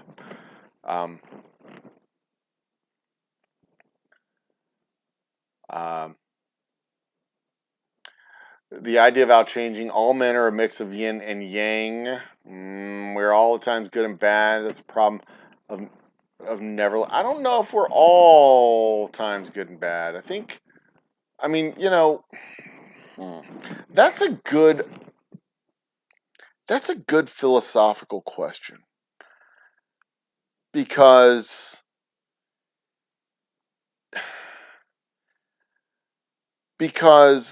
like, I don't think all men, all humans, all people have the capacity to do truly evil things. I don't think we do. I don't think we all have the capacity to murder. I don't think we all have the capacity to sexually assault. I don't think we all have the capacity to abuse children. I don't think we all have the capacity to steal. But I think if we get pushed, I think some people have to be pushed harder to do it than others. And I think that there's still some people that would just never do it. You know, like if there were no consequences. You know, if we go to the purge discussion that we had a few weeks ago. If we go to the purge discussion and there were no consequences, could you pull the trigger and murder somebody? Like, I don't think everybody could do that. But I also think it falls on a spectrum. There'll be like some people that'll be like, you won't even be able to finish the sentence. You know, they'll say, there's no here's a gun. There's no like they start shooting. But then there'll be other people that be like, here's the gun. There's no consequences. You can shoot whoever you want. And then that person will just put the gun down. And then the person who gave him the gun will like take a pen, take a pencil, and they'll just start poking the person. Poking them, poking them, poking them, poking them, poking them, poking them, poking them. Until finally that dude just like, you know what? Fuck you. And shoots him in the face. But for some people that'll take hours or days or years, maybe. I don't know. I don't think that everybody has the capacity, and I don't like. There'd be some people who just never do it, and I don't think everybody has the capacity. But I think most people fall on the spectrum between not even finishing the sentence and never in a trillion years, like somewhere in there. Like if push came to shove, if you had to do it, if you absolutely did, you know, you'd finally do it. But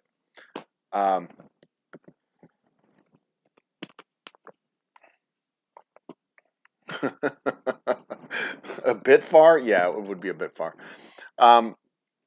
But I just don't think. I mean, if there were no consequences, I mean, I think you may be right that all people may have a capacity, but most people aren't going to act on that right away. You have to push most people a good long ways before they actually act on it.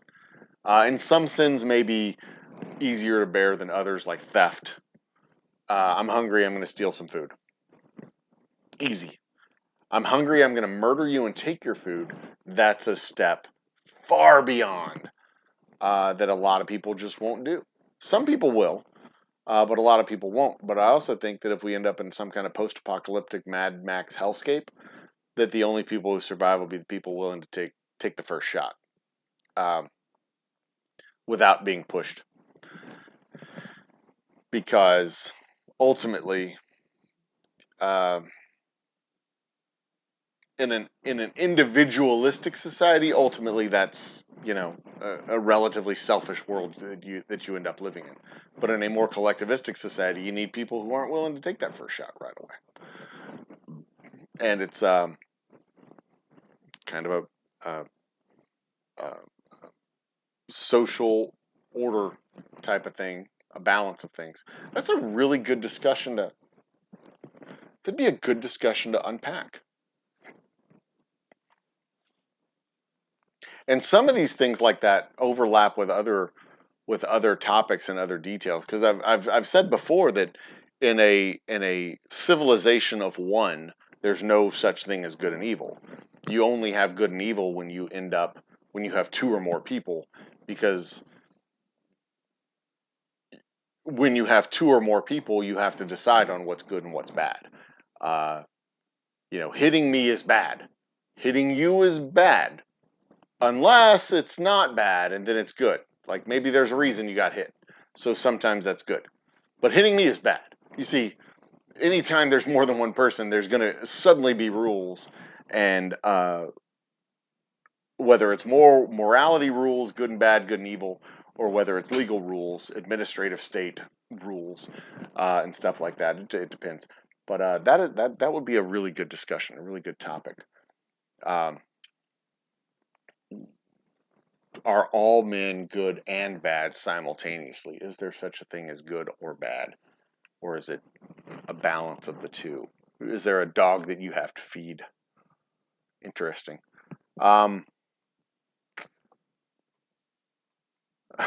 It's 12th, first time I was molested by a youth. Oh, Jesus Christ. That sucks. God, I heard a Norm Macdonald joke today. No, it wasn't a Norm Macdonald joke. It was oh shit, that British guy. Riding a bike is like sex. Jesus. I'm not even going to finish it. That's a lie. I'm going to finish it later. Riding a bike is like sex. My dad taught me how to do both. God. It's so fucking terrible. Anyway. But that's not a joke. I don't mean to make light of it, Jen. That's not a joke. It's not something to be made light of, obviously. Because like I said, we all know a woman who has been assaulted, molested, denigrated, groped, touched, marginalized in some way. Um, and I know off the top of my head, I can think of 4. Easy. Uh, Easy. I can think of 4. Boom, boom, boom, boom, boom.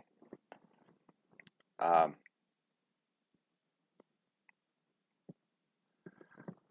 um, Media brought up at.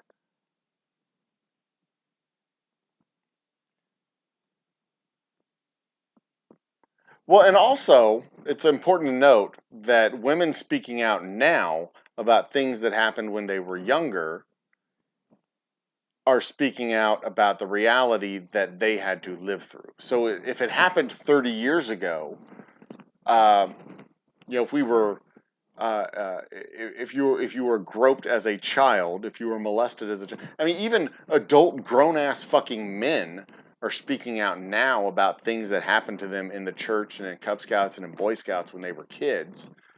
Um,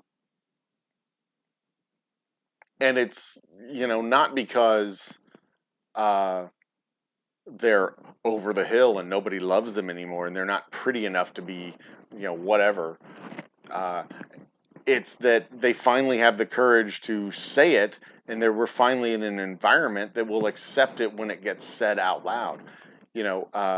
For most of our lives, for a good chunk of our existence since the 1970s, people who spoke out about sexual assault or being groped or molested or whatever, they were just like, get over it. Just the hand wave at them. Just get over it. Not that big of a deal. Whatever. It's just sex. You just got touched. Get over it. Move along. No big deal. And it's not until several years, several decades later, now we're in a world where we acknowledge that it's a thing that can cause trauma, that can cause repercussions for years to come, that it is not merely inappropriate, but that it has knock-on effects. And it's a position of privilege to be able to look at it from the outside in and say, yeah, how's that such a big deal? Because it's never happened to you. And it's a position of privilege to be able to say that. And we're finally living in a world where you can speak to that reality and you can speak to that privilege and you can say, look, it's a real fucking thing. This is shit we have to deal with. And it's you people speaking from the position of privilege that need to say and do something about it in order to prevent it from happening, because we, the aggrieved party, the less powerful party, can't stand up and stop the people from doing it. You, the powerful people, have to stand up and stop people from doing it in order to create a more equitable world for everyone else to live in, because y'all are the ones that create the world. So stop creating a world that's toxic and dickish, you dickish fucking toxic people. And that's the whole point. That's the whole fucking point. So, do with that what you will. And as we continue, truly awful.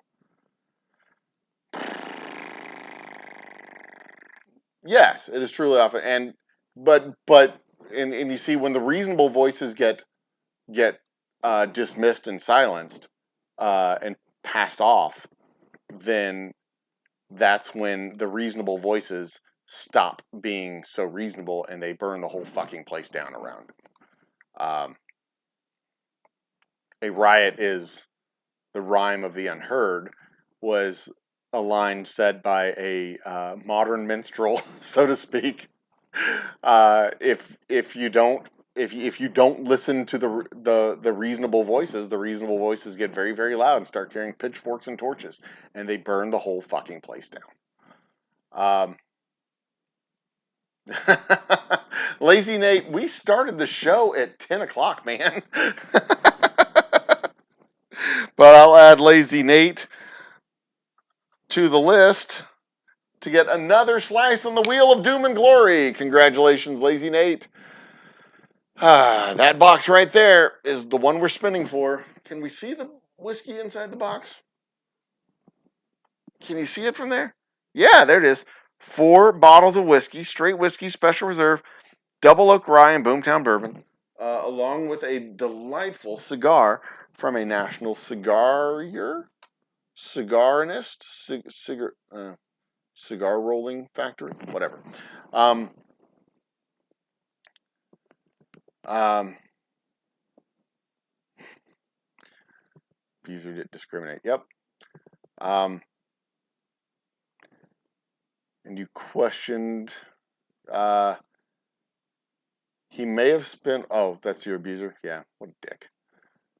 In terms of hours live, yes, TikTok is mostly women. Oh yeah, I don't watch the lives. The lives are almost entirely garbage. There's debates on flat Earth. I'm an atheist. Convince me of your faith. Um, the former guy won. The former guy lost. Let's look. Let's look. Let's scroll down a list of TikTok lives and see what they have going on right the fuck now. Let's see. Um, live. What do we have live? This is. I don't know what the fuck this is. Something foreign. I can't read the thing. Debates only. Here it is. Debates only. Abortion should be legal. January 6th was a terrorist attack. Vaccines are very effective. Gas prices dropping. Like none of this is debatable. Like this is not debates. This is a bunch of fucking things. You can't debate these points. Those aren't debatable points. Uh, oh, this is Molly. She's a recovery addict or recovery advocate and body liberation activist. Also a PhD student studying. I don't know what the fuck she's talking about. It's not evident. This is I don't know who the fuck this is. This is John Leving. I don't know what he's doing. I can't. It's on silent, so I can't hear anything to talk about. It says, "Join if you disagree." I can be. I can. Well, this is all cut off on the side, so I can't fucking read it. See, the lives are fucking trash. Abortion is immoral. That's the one. That's the one that I can read. Like all of their lives are trash. Their lives aren't trash. The live feed, the TikTok live shows are trash. I'm trying to find another one that I can read it and see what it is. Evie Marie. Oh, this is Edie Marie. I'm a Christian. Oh, this is actually probably not that bad. I'm a Christian. Ask questions. That's it. That's like legit. Have questions, need prayers. That's like legit. That's not just a fake fucking debate trying to have a discussion about nothing. Uh,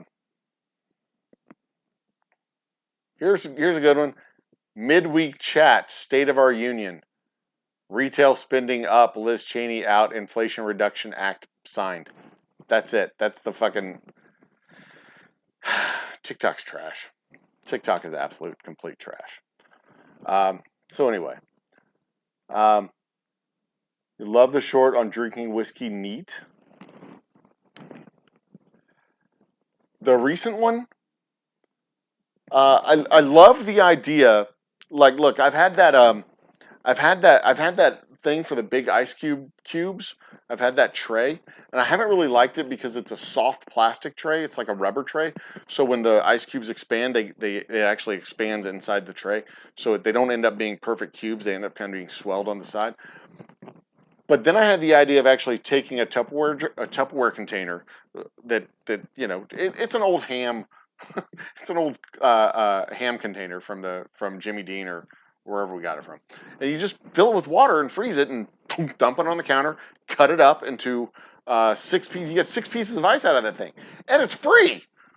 And if you want smaller pieces, you hit it with a hammer and break it into smaller pieces. It's a no-brainer. It was genius. I felt like a genius. I felt like I had invented a thing. And you can get big old chunks of ice out of it like this, or you can get little bitty chunks of ice out of it like that. It's great. It's absolutely great. Um, and I don't care what fancy ass bartender nerds on YouTube tell you. You don't need clear ice. Clear ice does not taste any better than cloudy ice. It doesn't fucking matter. It's not a presentation thing. You're drinking it alone at home anyway. Who cares? Just put it in your glass, pour your whiskey over it, and be done with it. Don't worry about it. It's, oh God, people are so fucking pretentious. Just fucking drink your whiskey.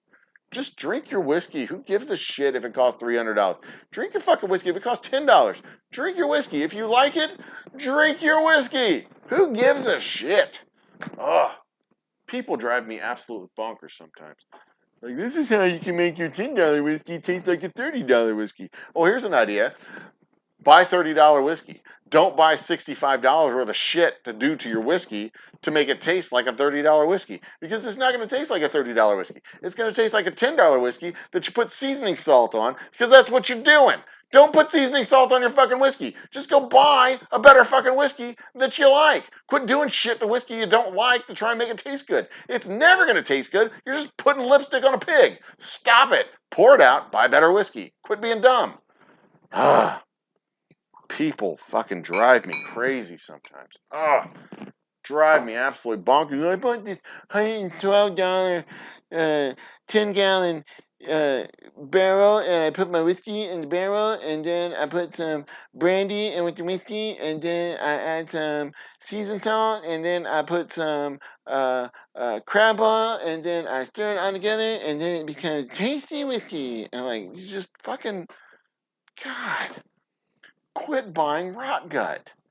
Then you don't have to do shit to it. Just, if you can't afford your habits, get different habits.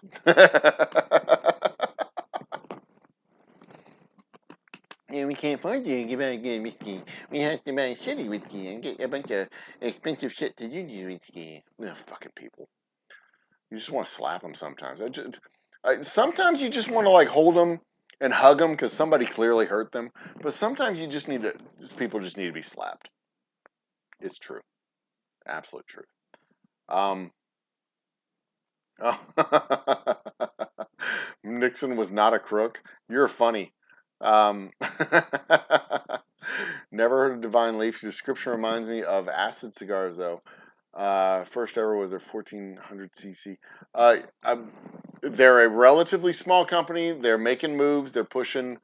They're pushing to get national distribution.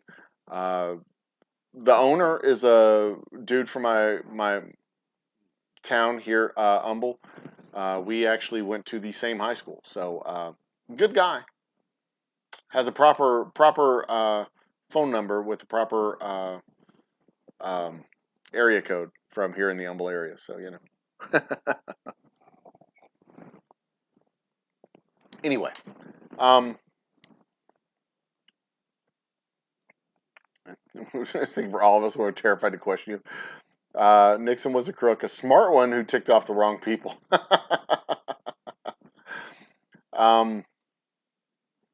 Go back to the draft.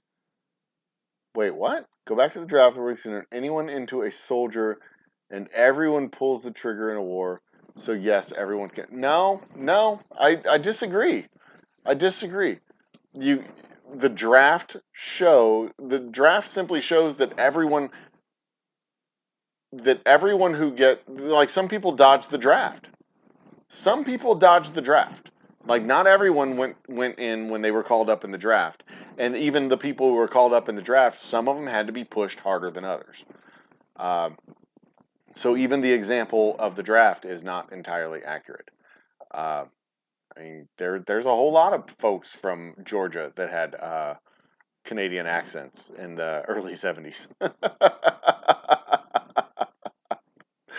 I would heartily, but that would be a very interesting idea to unpack. There's a lot. I like when I think of, when I get into my introspective moments and I think of my own, the dark depths of my own personality. I think I could I don't know. I don't know. I don't think that deep down, like, if all the trappings of civilization were set aside, I might be I might be more of the chaotic evil than chaotic good.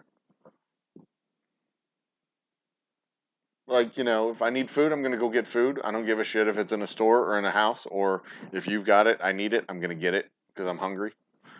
Um, I need your car. Gimme. Uh, it becomes, my needs versus your needs if we're in a chaotic environment, and I don't think that I would have a whole lot of concern for fake laws that don't exist if we don't have a government to enforce the laws. But I don't know, because we're not really in that kind of a situation, and there's a whole lot of people who say that they would kill somebody for their TV, or say that they would kill somebody for their uh, to stop someone from stealing their car. But there's also a whole lot of people that are full of shit. They're all the way full of shit. So, there's a whole lot of people that say they would do that, but they would only do it if they had a gun. They wouldn't do it with their bare hands. So, if you're the kind of person that would only do it if you had a gun, but wouldn't do it with your bare hands, you're probably not the kind of person that would do it with a gun either. So, I mean, I don't know, but it's an interesting thing to unpack. I think it would be fascinating. There's certain people that you just don't stand down range from if they have a gun. You just don't, because they're dangerous fucking people, and they're dangerous fucking people. You don't do it. But then there's other people that you would put the muzzle right up to your forehead and be like, yeah, you're not going to do anything, are you little bitch? Give me that. I'll take that off your hands. Thank you very much. Empty it out. Put it in your pocket. Yeah, there's some people. And most of us fall in between those two extremes, I would think. That would be fun to unpack one day. Not today, because I am falling further behind in chat. So I see what y'all are doing. Um, if you're working in Seattle and project activity goes down, not so much where I live, the people around me.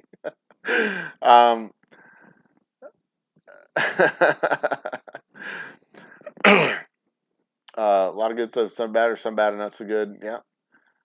I think you're right. Most of us aren't all good and all bad. I mean, and most of us, and that's most of the people. We're not all good and all bad, and we all fall somewhere in that on that spectrum, whether we're more good or more bad, or. But I think a good, healthy society teaches people to behave and conform and act in ways that are socially appropriate. Uh, and most of the things that we consider good and bad, good and evil, socially appropriate, socially inappropriate, most of the things that we consider to be biological are really social. Um, there's there's probably remarkably few things that are purely biological and um, purely instinctual with people, at least, because we're very social creatures. Uh, I've said this before, and I will absolutely say it again. There is no such thing as a boy's toy or a girl's toy unless it goes on a penis or in a vagina. Those are the only toys that you can look at for sure and say that's a boy's toy, that's a girl's toy. Um, Everything else is social conditioning. Pink toys, house, dolls, cars, whatever. All of that shit is social conditioning. There's no such thing as a boy's car, a girl's car, or yeah, that shit's nonsense. But most of the things that we think of as biological are probably social conditioning.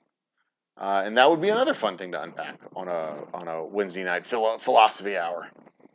Um,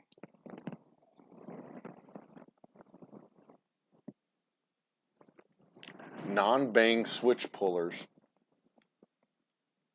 Hollywood version explains how based off a real story.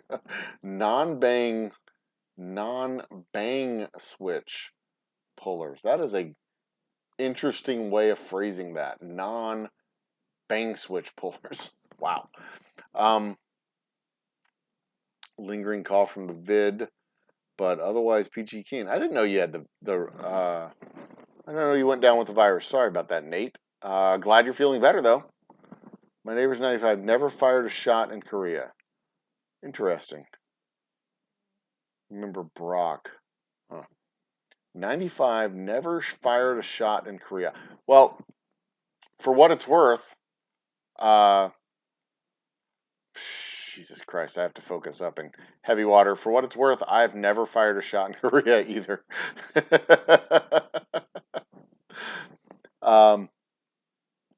Of course, I've never been to Korea, so there's that.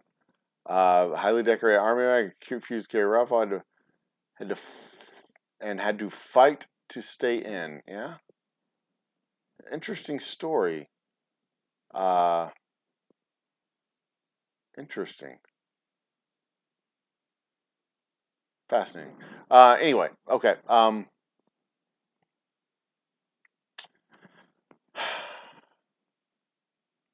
Finish it. See, this is what's really funny is I'm reading this now and I'm thinking back to when I was like halfway through the joke and I'm like, I'm not gonna read it. And that was like what, 22 minutes ago? Jesus. You're typing into chat like I'm reading it in real time, but it's like I would have felt really bad if I'd have read like, "Don't you dare finish it! I'm gonna hate you forever," and then I went ahead and finished it because I'm a dick. Sorry about that. Do we know a man or woman who wasn't touched? I have never been touched in a way that I didn't appreciate. So I can say that I've never been assaulted in a bad way. I've been, I've been, hang on. I've never had unwanted touching. Let's put it that way. I've had unexpected, but not unwanted. And that was, the trip to Mexico when I was unexpectedly groped by a fellow partier. I mean, I don't recommend that to everybody, but I enjoyed it. So I wish she would have done it again. I wish she would have done it some more. I won't tell you how that story ends up. That's between me and myself, my 18-year-old self from Cancun. Um, when a 13-year-old says, Jesus Christ, get off me, daddy, you're crushing my cigarettes. Man. Dude was a pacifist who believed in civic duty, joined the corps. So a particular battle was called Hacksaw Ridge. Well, how about that? Um, two moments that I can't get over was once accused of grabbing a girl in a bar. I can assure you it wasn't me. And then another moment, I picked up a girl and moved her. She didn't even look back to see who moved her. She'd stepped on my foot 3 times with her high heels. Jesus Christ, you were in sandals. That's shitty. Um, Plenty of senior citizens get raped every year. I believe that 100%, especially when they're incapacitated and they can't fight back. Plenty of people uh, in very shitty situations that get raped, and yeah, that's gross. But that is a pile of suck there, Dustin. Not gonna lie, that is a pile of suck. Uh, Especially if you're in the bar by yourself. If you're not in the bar with your homies. Is that still a thing? Do we call our, is it the bros now? Our buddies? You're in the bar with your bros? Because it was homies in my day. I was in the bar with my homies. Um, this conversation is dark. Jesus. Not unlike my double oak straight rye that is dark because of the double oaking process. 2.5 years in the barrel with extra oak staves. The equivalent of 7 years. And a nice, dark, deep finish. I do have a tasting at 11 o'clock in the morning, though. So do not expect me to be up till 3 o'clock, bitches. We are going to go till 1 o'clock, and I'm going to wrap this up. So let it be known we're going to 1 o'clock, and I am wrapping this up. Bimbo, good night. I will see you again soon. I guarantee it. North Carolina. Easy Street worked with Lazy Nate's dad at GTE? That's so fucking wild. Oh, how cool. You got in trouble when you groped yourself.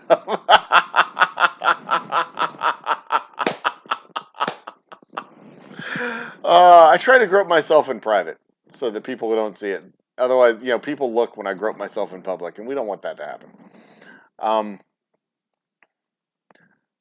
I get TikTok lives, debate me, boobs, news sites, ass. Yeah, that's it. That's the vast majority of TikTok lives, and it drives me absolutely crazy.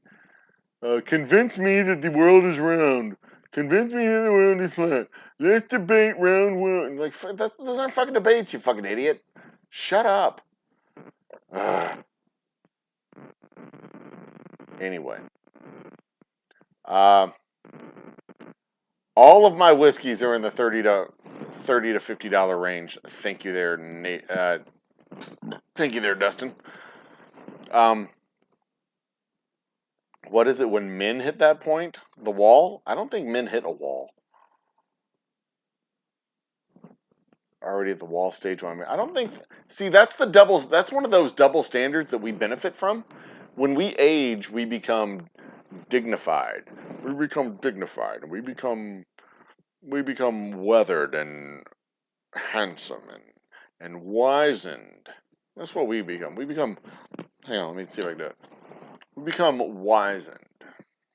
Is that good? Can I do that? Did I do that right? Hang on. You know what?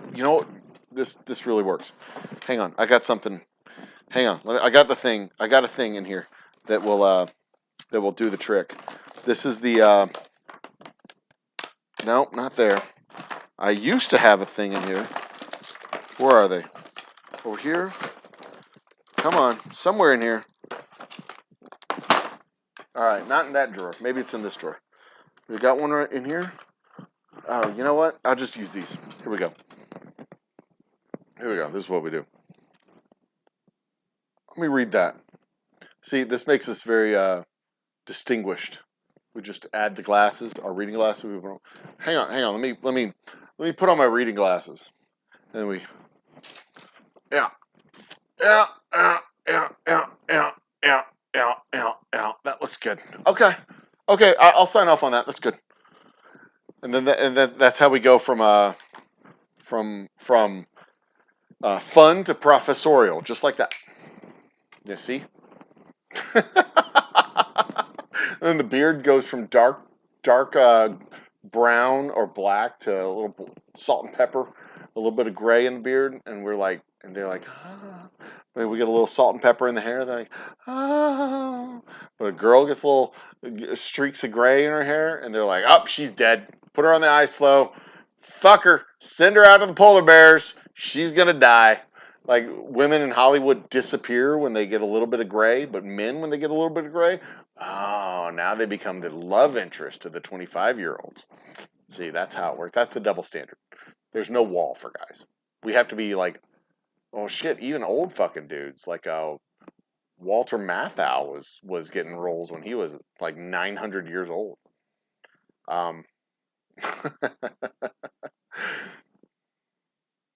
There are a lot of men who just never exist. There's a lot of women who never exist either, Dustin.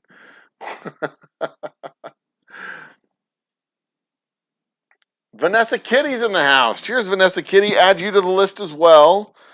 Vanessa Kitty. Kitty. Vanessa Kitty gets added to the list. You will get another slice of the pie. Congratulations. Men age like wine, women age like milk.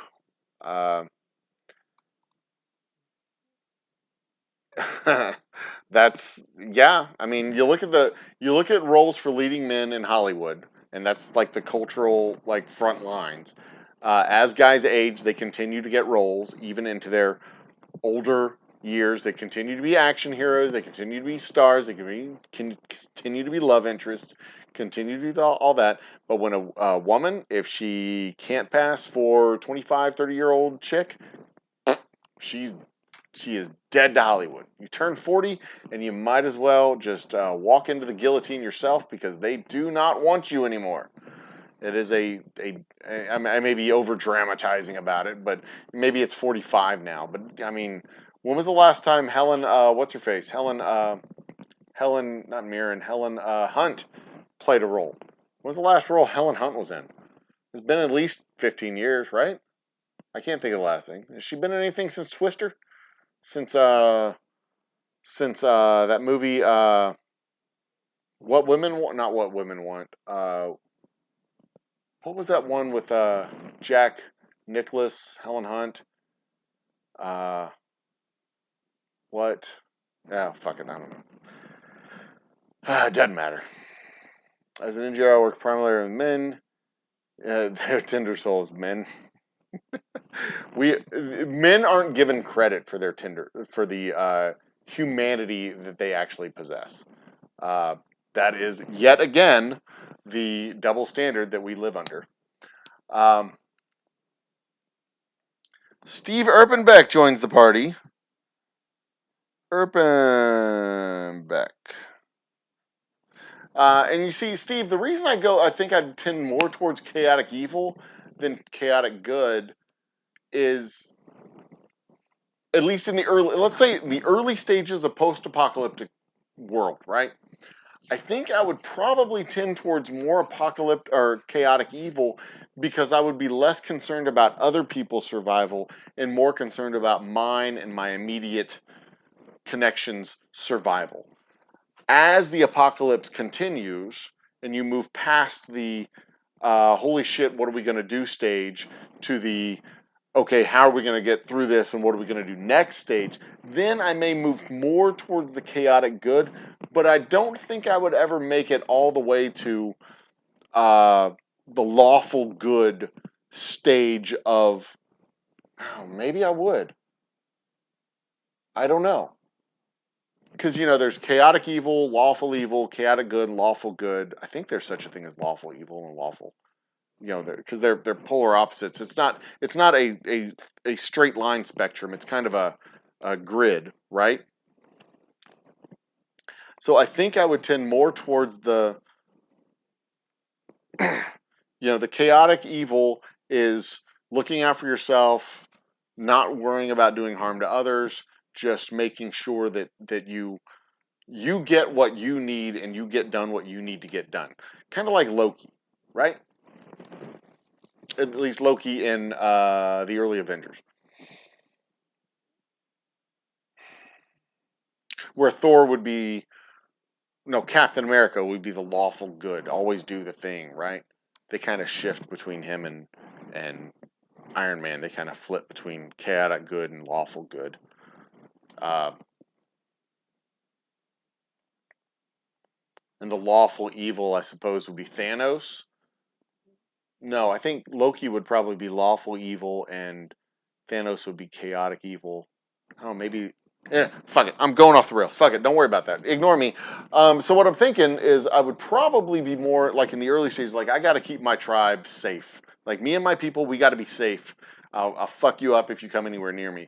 But then as it moves forward, like we got to like not be thinking about just, fucking other people and keeping us safe. We got to we got to follow the rules and we got to like agree to a compact and we got to, build up walls and everybody inside the walls we got to agree to. I'd probably move towards the lawful good from the chaotic evil. I'd go the polar opposite spectrum, but I'd probably land somewhere in the chaotic good, go from chaotic evil to more chaotic good, but tend towards chaotic or the lawful good. So the line would go up here where the chaotic evil is and move down towards the chaotic good, but not all the way.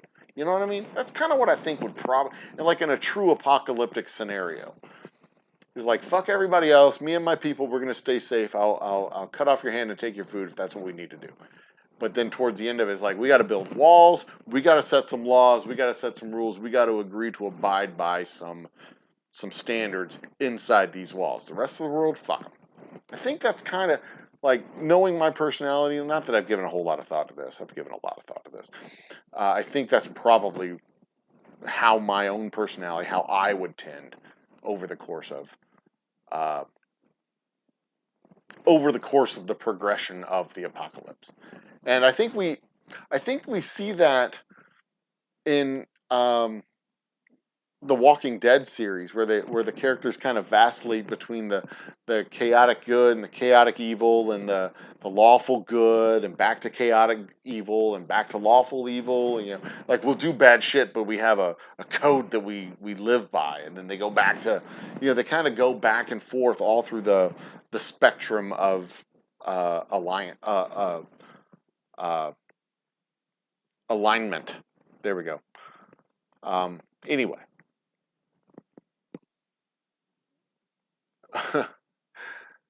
So the wall for men is a lot more about if you ever weren't over the wall. Not sure how to.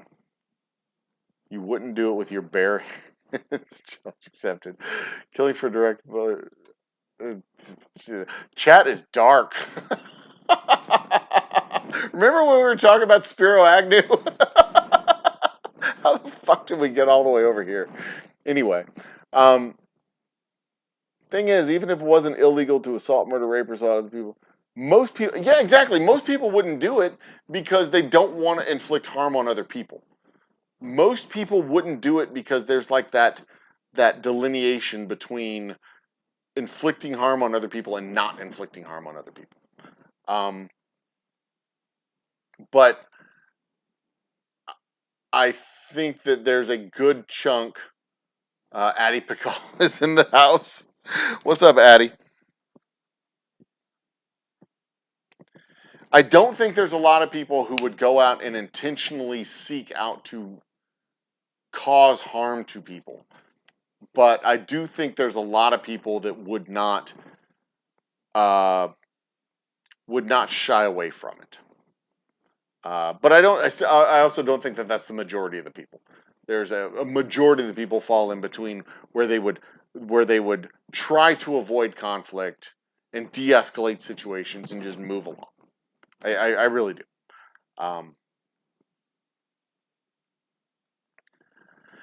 23% of men and 17% of women never married. I'm guessing there'll be a lot opposite soon, if not already, with more females enrolling in college and men simply due to ego. I have been ugly most of my life. That is true. Most of my life, I am an ugly son of a bitch. That is 100% accurate. Jen, I think you'll find more men getting married when. That's an interesting statistic. It's a very, and I saw recently article, dating prospects for men are more challenging because women have higher standards, and I think that might just start making better men. More men who are less douchebaggy and less dirtbaggy, and more interested in being something other than just a dude bro who plays Call of Duty and eats Cheetos. Actually interesting and actually interested in what their potential mates are saying, and actually interesting in the things that they do for their potential mates.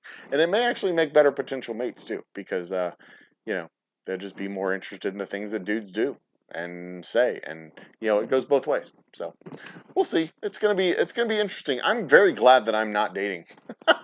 I'm very glad that I'm married and I don't have to deal with this shit anymore.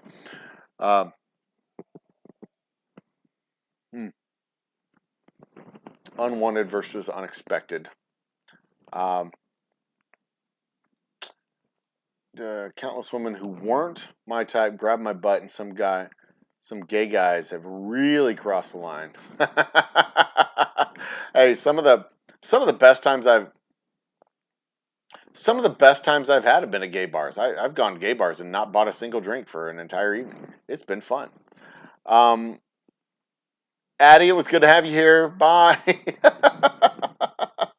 Don't go. We love you. We're only going to be around for another 30 minutes. I'm only 15 minutes behind on chat. I did dress the woman. Oh, Jesus Christ. I did get told stop. Does it count if you molest yourself? I don't know. Asking for a friend. I was consultant contract engineer at GTE for 6 months cleaning up their records. Oh, that's kind of cool. Most guys, when I say we don't care in general if women were interested or have a degree, let alone what it is in.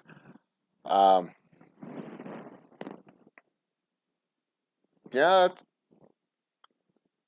don't care. Don't care if I don't think it matters so much to the men if the women have their degree. I think it's just women delaying the choice to get married because they're finishing their degree. Because generally, the first thing you do after you get married is start pumping out babies. Generally, that's not always the case. With me and my lovely wife, we waited several years before we pumped out our first kid. We only have two, but we waited several years after we got married before we were like, look, if we're gonna have kids, we need to have fucking kids. Let's do it. And then we started focusing in on having kids. Let's see here, we got married in 01. We were married 10 years before we had a kid, I think. My son is 16. This is 2022, 16, so it was 07? It was 07 when he was born? So it was 6 years before we had our kid? But that's atypical. Most families, most married couples decide to start having kids relatively early, which I think is a mistake. I mean, fucking go to France without your kids. But, the longer they choose to get their advanced degrees, just like guys choose to get their guys can get the advanced degrees and pump out a couple of kids, and we don't have to worry about it. We don't have to stop going to school to have a baby and take care of the baby. We can get married early, still graduate, and be fathers at the same time. We can do all that stuff. It's a little bit more challenging for chicks. It's not impossible, but it's more challenging for chicks. And most of the time, what ends up happening is you choose one over the other, and then it's harder to go back to school once you leave school. So there's a lot of economic dynamics that fall into play. It's not just social dynamics, it's economic dynamics, because once you have a baby, you have to feed the baby, because those little fuckers, they want to eat all the time. They want to eat every single day, sometimes twice a day. Can you believe that? You get a baby and they want to eat twice a day, and then tomorrow they want to do it again? Like, Jesus Christ, kid, you just ate yesterday and you want another meal? Fuck you. Ah, God. And then you got to go to work because you got to go have a job so you can buy food for that little fucking food monster that wants to just produce poop all the time. And then while you're at work, you got to pay for daycare. It's this like compounding thing, and a lot of people don't end up going back to school. And the people that don't end up going back to school are the people on whom the burden of childcare falls, and that's usually the chick. So it's not, they're not getting married because they have a degree. It's they're getting their degree, so they're not getting married. It has nothing to do with the interest of the opposite sex of whether or not they have a degree. It's not that they're undesirable to men because they have a degree, or they're more desirable to men because they have a degree. It's that they are less interested in men because they are more interested in getting their degree. That's the dynamic. I probably over-explained it. Anyway, let's roll. BS needs, BS needs, BS. Scroll back up. Where's my cursor? There it is. And I'm sure y'all have had this entire conversation sometime in the last 15 minutes as I've been rambling about that very conversation. Only men of age like shit rock stars. 25% are Jesus Christ. Because by 30, about 25% what? Meanwhile, 100% of those women, well, Jesus Christ. You sound like a fucking incel. Get over it. Men are not fucking, I don't even want to address it. Um, it's just so full of shit. It's just ridiculous. Walking Dead. Yeah, exactly.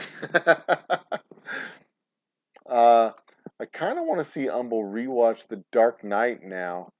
Oh, I've watched The Dark Knight several times. The and you know, to be completely honest, that's one of the things that just absolutely bugs the shit out of me about Batman. I don't need the complexity in my superheroes. I don't need that kind of complexity. I don't need my superheroes being all anguished about, oh, I'm gonna be the good guy, I'm gonna be the bad guy, they're gonna hate me. You're fucking Batman. Just pay your fucking taxes. Quit being a dickhead. You know, there wouldn't be so much fucking crime in Gotham if you just paid your goddamn taxes and the city could provide services so that there weren't so many people who were digging around in dumpsters and causing all the fucking crime. Like, fund the city services that need to be funded so they can have a decent Gotham. And Jesus Christ, you're the richest goddamn citizen in the city. Quit being an asshole. God, if you've got enough money and time to be Batman, you got enough money and time to pay your fucking taxes. Jesus. Jesus Christ. Anyway. And Superman would totally beat the shit out of Batman. Don't that movie should have lasted about 15 seconds. When Superman comes down and grabs Batman by the cowl and takes him into space and throws him into the fucking sun and goes, "Suck it! You're just a human. Suck it, Krypton!" And it goes back to Earth, and then he's Superman, so he just like fucks all the bitches. That's what he does. He's Superman. He's just like making super babies all over the place. Every night after the bars close, you see just chicks just going like and shooting off his dick through the window, because that's when he comes, they're just like and they like shoot off like those like water rockets. Have I gone off the rails? I think I've gone off the rails again. Let's go back. Back to chat.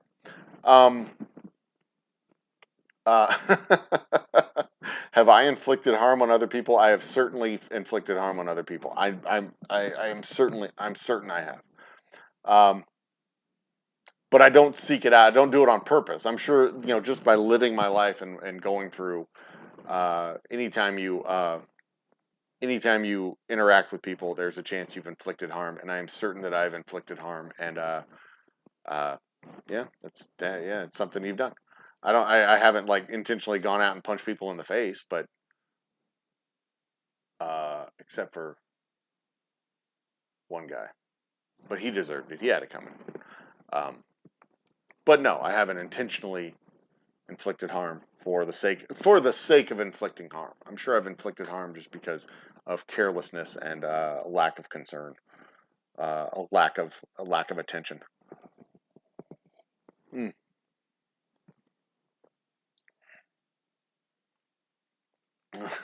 The real Walking Dead's heads. See, I don't think zombies would be particularly scary. They're not. They. It doesn't seem to be particularly hard to get away from a bunch of zombies. You just run away. They're shambling, slow, idiot morons. You just go up the stairs and you're good. Marrying dated. Uh, all data shows the men are less and less interested in marrying. Okay. Uh, higher standards equals equal standards, right? Higher standards means equal standards. It means looking at us as equal, looking at them as equal. Higher standards means just simply equality. 15%. I can make up statistics too. 93% of all trees will have birds that touch their toes. I mean, come on. 93% of all trees will have nests at some point in their lives. Um, yep. Young have a lot to learn. Yep. How do you encourage a person to be a better person when we're living in a and how do you participate in a person to be a better person? All right, so first, I don't think participation awards is such a bad thing to begin with. Um, they are not the same as Anybody who says a participation award is the same as the championship trophy has never received a championship trophy. Uh, so it's just bullshit nonsense right there to start with. But I think part of it is starting with the participation award. You know, you you have been a valuable part of the league. I mean, the league can't just be the championship team. The championship team has to have people to play against. Um, you put in effort. The whole point of little league baseball is not to win a fucking championship. It's not. I mean, people may think little league sports, kids sports, children's sports, recreation sports is about winning, but recreation sports is not about winning. In the grand scheme of things, your 8-year-old championship trophy means absolute shit. Nobody gives a shit about your 8-year-old championship team in the rec league, YMCA baseball league. Nobody gives a shit about that league.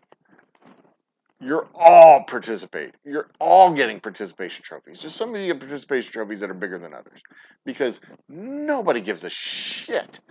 You may, if you won the championship, be like, yeah, we were the best team among a bunch of kids whose interest in baseball extended only to the fact that they got a new glove and that was it, and they didn't really give a fuck about the entire. I mean, geez. These fucking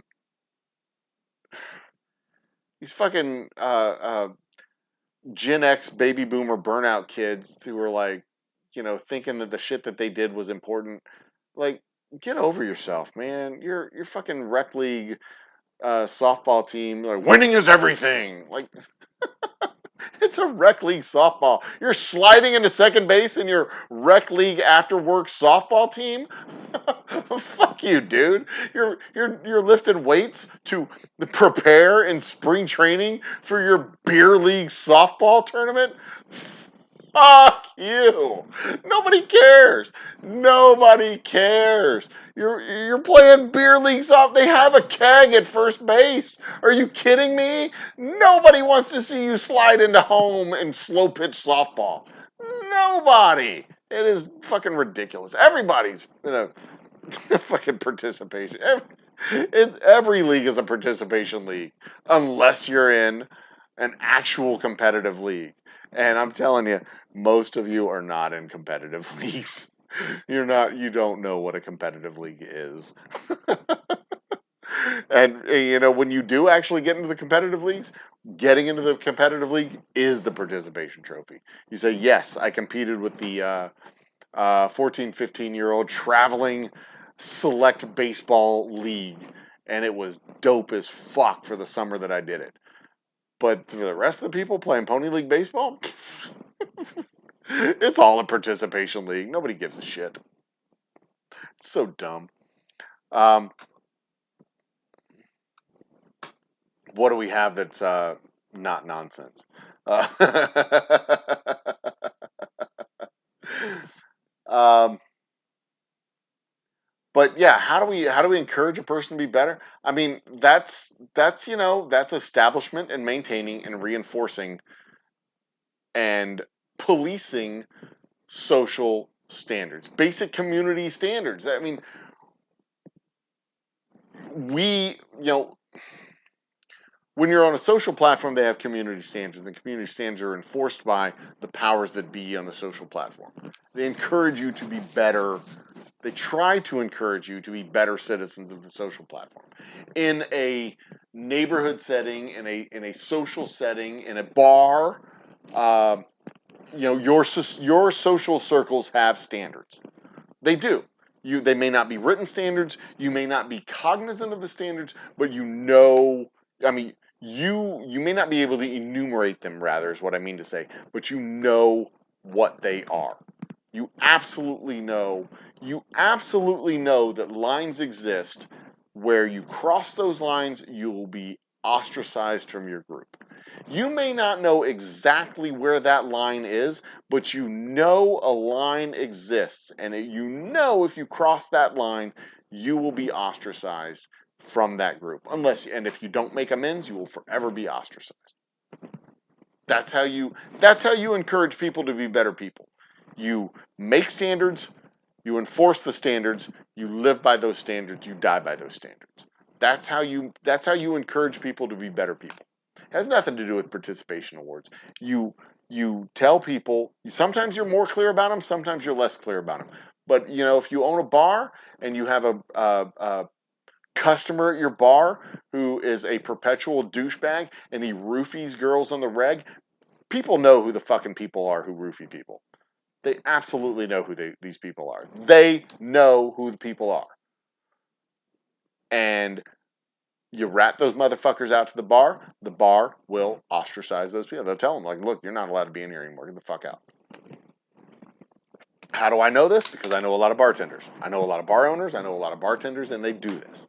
The social circles, the various communities I'm in, the burlesque community, they will the performers will straight up blacklist a venue because the venue is a dangerous venue. They have dirtbag creepers on staff. They have people who are hostile to the performers on staff, and they will straight up ostracize that venue, and them and their fellow performers will not perform at that venue anymore unless they make amends and correct the situation because they maintain standards. How do you make better venues? You, as a performing community, you establish and maintain standards. How do you make better citizens? Or better people, better citizens, better social communities. You establish standards, you maintain those standards, and you maintain those standards equally among all the people. That's how you do it. And we're understanding that more now than we were in the past. But um, well, I take that back. We're understanding it now in the same way it was understood in the past. We're just being more vocal about it now than they were in the past because they had their social standards back then. They had their standards, they had their community standards, they had their understandings of how people behaved. It was just a whole lot more racist back in the 50s. It was a whole lot more insular back in the 50s, and it was a whole lot more local back in the 50s because there weren't the same standards in San Antonio as there were in Dallas, as there was in Omaha, as there was in Kansas City, as there was in Shreveport, New Orleans, and I mean, different communities had their own standards that were different. And if you went from Chicago down to Odessa, Texas, you were literally going from one entirely different social structure to another entirely different social structure, and you would have to navigate two entirely different communities. It happened. People did it, but it was harder to do. Now we have, we're a little bit more interconnected. People in, Houston, and people in Dallas, and people in San Antonio, like we're hours apart from each other, and back in the 50s, 60s, and 70s, those hours apart, that could have been that meant for a vast difference in culture. But now, even though we're hours apart, we're more interconnected now than we've ever been, and our cultures are kind of melding into more of a national culture and less of a collection of local cultures, and that's not such a bad thing. Um, that's generally a good thing, I think. Maybe not. We'll see. We'll know. As this social experiment plays out, we'll know. We'll know more in the next few years about how it goes. We're just more vocal about it now than we were back then. But that doesn't mean it wasn't any different back in the 50s, 60s, and 70s. It was just how it was. Like we don't act like that around here, boy. You know, this dangerous around here, son. You might want to get yourself home before it gets dark. That was a very legitimate thing in a lot of places, especially around this area in Texas.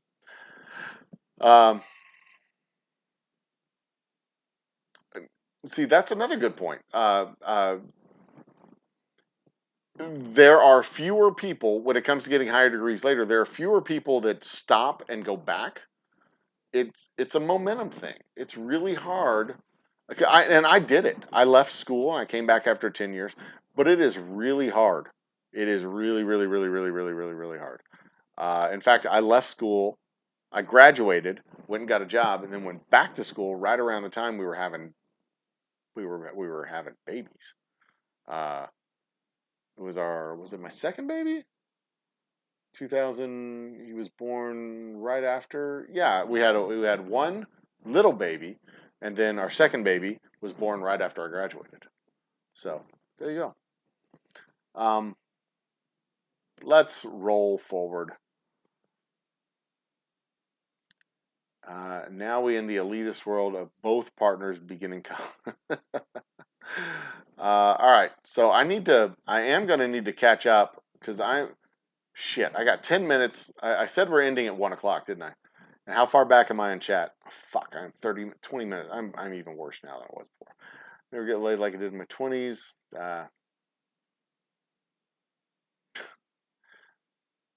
I'm in my 20s because I'm less fun, smarter, conservative.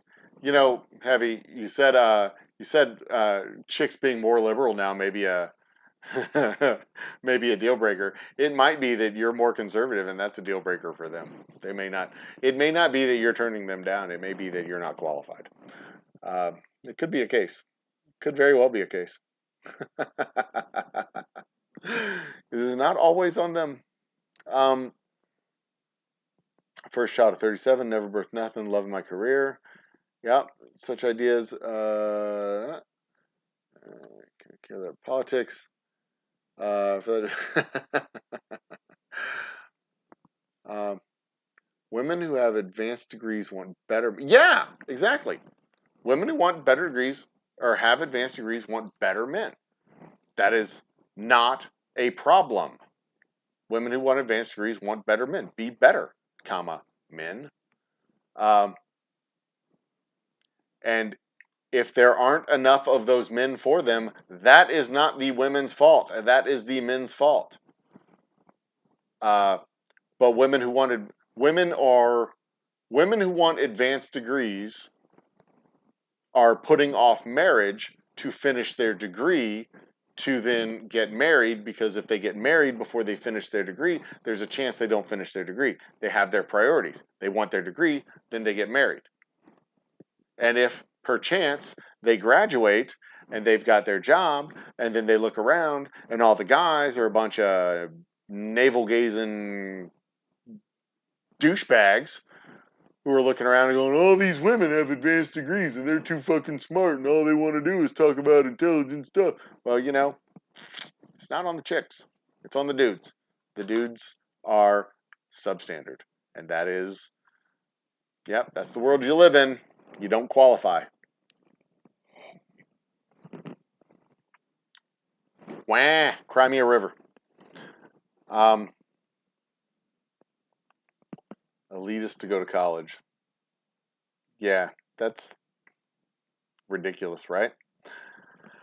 Um, Goku versus Superman. I don't know who Goku is, so I would still go with Superman. I would still go with. I don't know what a Goku is. Um,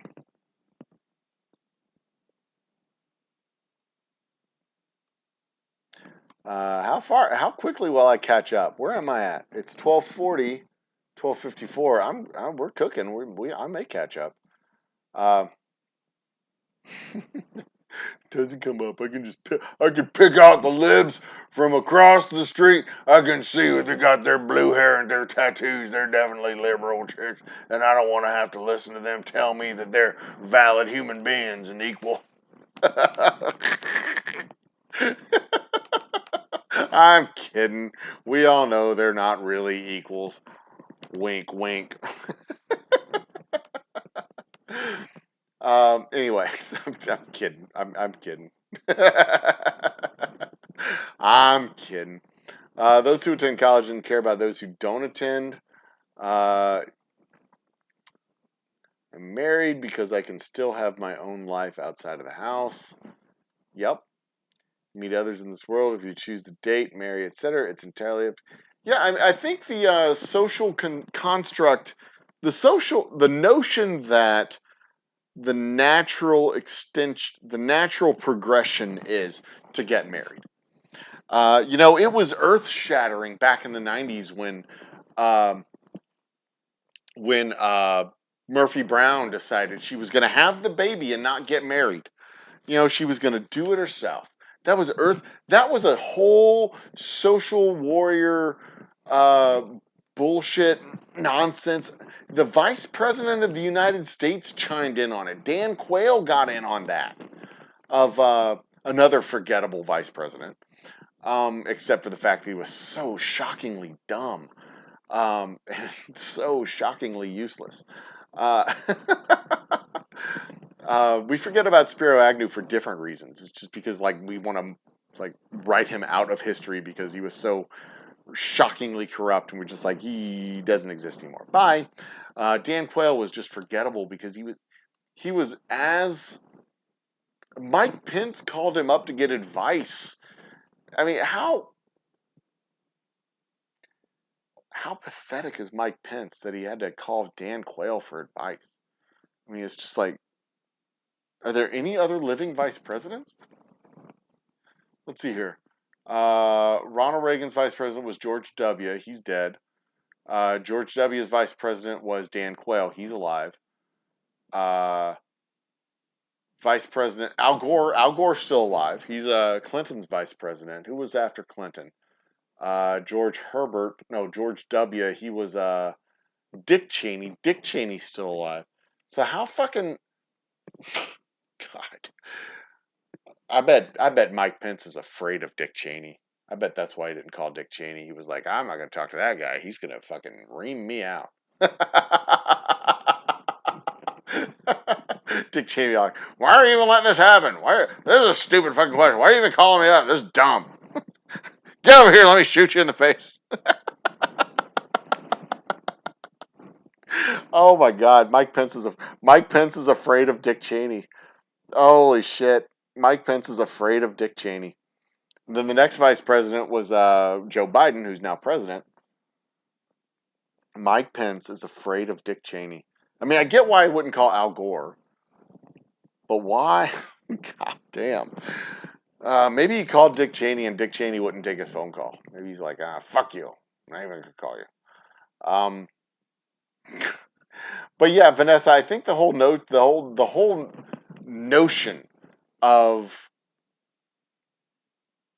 marriage, the way we couple up, the way we form, the whole notion of the basic social unit is going through a transition phase, I think, because I don't think that the way my kids are going to grow up and form families is going to be the same as the way my parents grew up and formed families, because the way that me and my lovely wife grew up to form families was different than the way my parents grew up to form families. So it's going to be interesting. We're living in times now that are changing faster than socially changing faster than they've ever changed before. Like the world my parents grew up in was largely the same as the world that their parents grew up in. And it was largely the same as the world. No. My parents' world and my grandparents' world was largely the same. But my grandparents' world and my great-grandparents' world were vastly different, because we're talking mid-1800s versus early 1900s. And the world of the early 1900s and the world of the middle 1900s were mostly the same, because the world of the late 1900s, when we grew up, was vastly different than the world of the mid 1900s. And then the world of the early 2000s is vastly different than the world of the late 1900s. So I mean, this whole notion of, high school, girlfriend, boyfriend, get married, go to college, or go to college, get married, start pumping out babies I don't think it's as valid as it used to be, because now it's, high school, college, high school, college, girlfriend, married, girlfriend, boyfriend, married, be married for several years, then have babies. So people are they're getting married later, waiting longer, and having babies older. So this notion that a generation is 10 to 20 years long may be changing. That, instead of boomers birthing Xers, we're going to have millennials birthing whatever the generation is that skips the alpha, beta. I don't know what generations are going to be named in the future. I don't know. But my kid may not have I may not have a grandkid until my children are 30 years old. I may be 60 before my kids pump out their first grandkids, which is different from even when I was a kid, when we had grandparents who were 35 and 40 years old. I mean, that's, and like, true story. Grandparents who were 40 years old. Like my age grandparents. I mean, that's how it was back in the day. Um,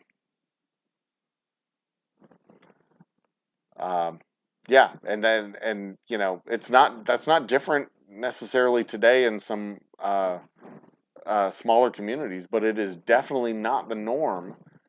Certainly in cities and places where there's higher education and higher professional density in the population. Interesting. Um,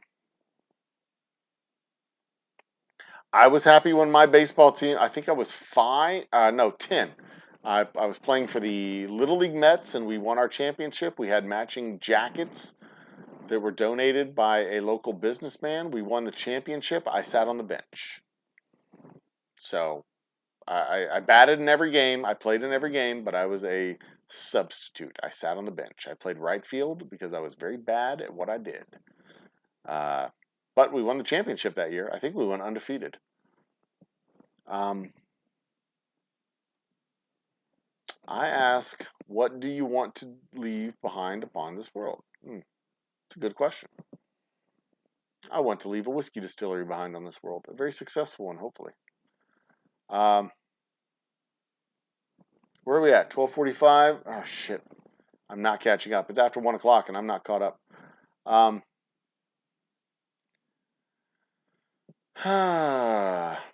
just said he's part of a. I am part of a burlesque community. I'm part of a burlesque community. I'm part of a comedy community. I'm part of a local music scene.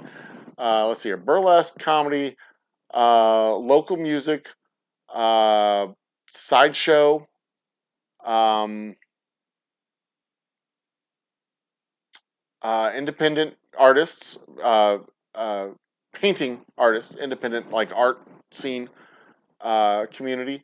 Um, the different communities that intersect.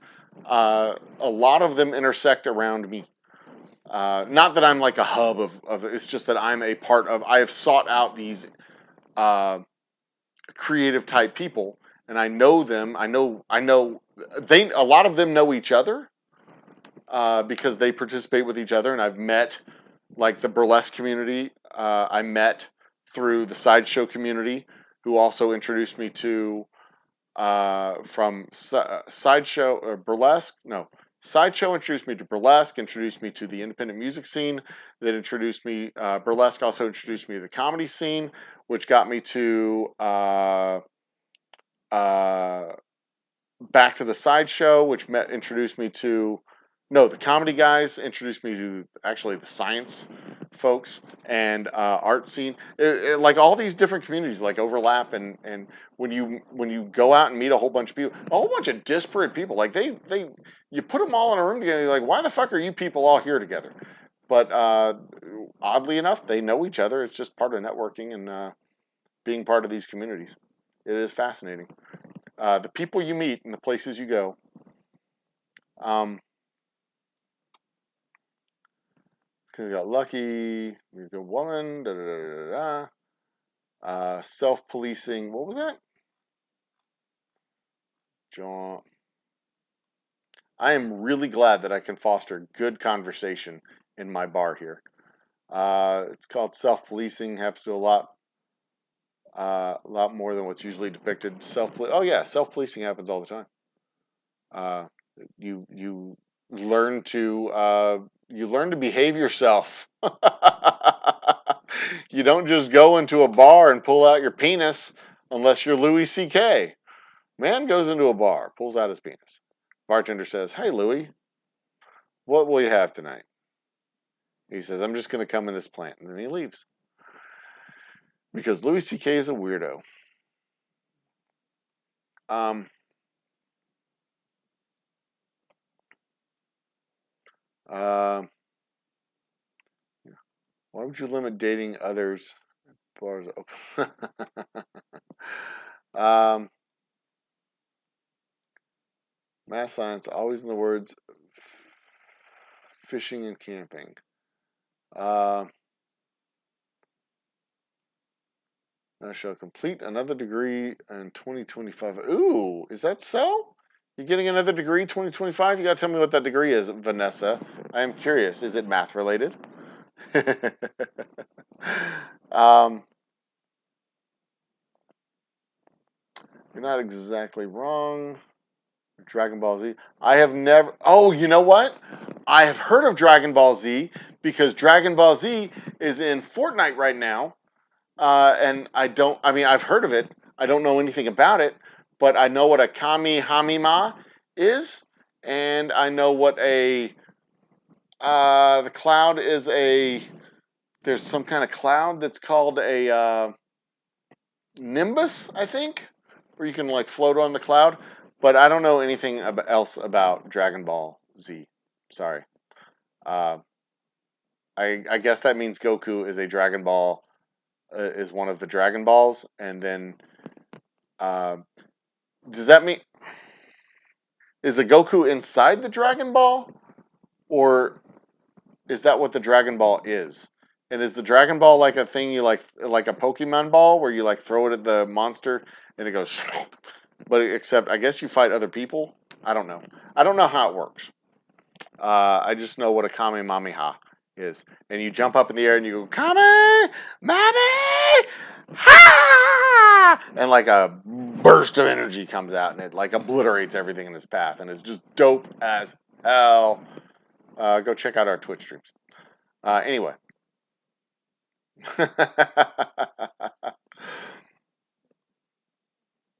uh, just because you're married does not mean you do everything together. That is actually quite true. Me and my lovely wife are married. We've been married for over 20 years now. We don't do everything together. We do a lot of things together, but we don't do everything together. Uh, it's very true. Making my own tomato sauce, Italian food. Y'all are awesome. I love you guys. Cleaning is important. I saw traditional ovens. What the fuck? That does community builds or outdoor pizza ovens. Interesting. Huh. Traditional ovens. Fell in Australia. His website helps. Uh, faster at solving them. Installation. When did you live in LA? Awesome, Vanessa. Benefits large wood. Large wood. Large wood. Uh, large wood. Um, you know what I might do? I might just leave the chat open and I'll close my camera and I'm going to go to bed and y'all can just keep chatting all night long. How's that sound? Y'all good with that? Because I've caught up. We're down to the end of chat. Firm of the smoker can be most of any clothes. Yeah. Um, Flying Nimbus. That's it. And Goku is the main. Oh, so Goku is the one that has the Kamehameha, I guess. It's been a debate on whether he's Superman. I think Superman wins the fight. I think if Goku is the Dragon Ball Z guy, I think Goku wins or Superman beats his ass because Superman is Superman and Goku is just a dude with like a power of being able to go Kamehameha. Y'all have got to see some of these videos. Oh my god, this is just dope as hell. Let me go to Twitch, see if I can find one. Nope. Fortnite. There's all the Fortnites on that are live right now. These people are playing fucking Fortnite. They're doing the Kamehamehas and shit. It is just dope. Absolutely dope as hell. Alright, here's one. Let's do this. It's an ad first. We gotta do the ad first. Okay, that's fine. We're gonna do this real quick. Don Scott, good night. Thank you for joining us. Your name is on the list for the Wheel of Doom and Glory. That spin will be mid-September. You must be present to win, but I will make that announcement out loud, I promise. And everybody will know about it. You will have plenty of opportunity to get in on the party. Best chance, I'll say again, hit that notification bell. Okay, let's see. I'm going to have to close my window there.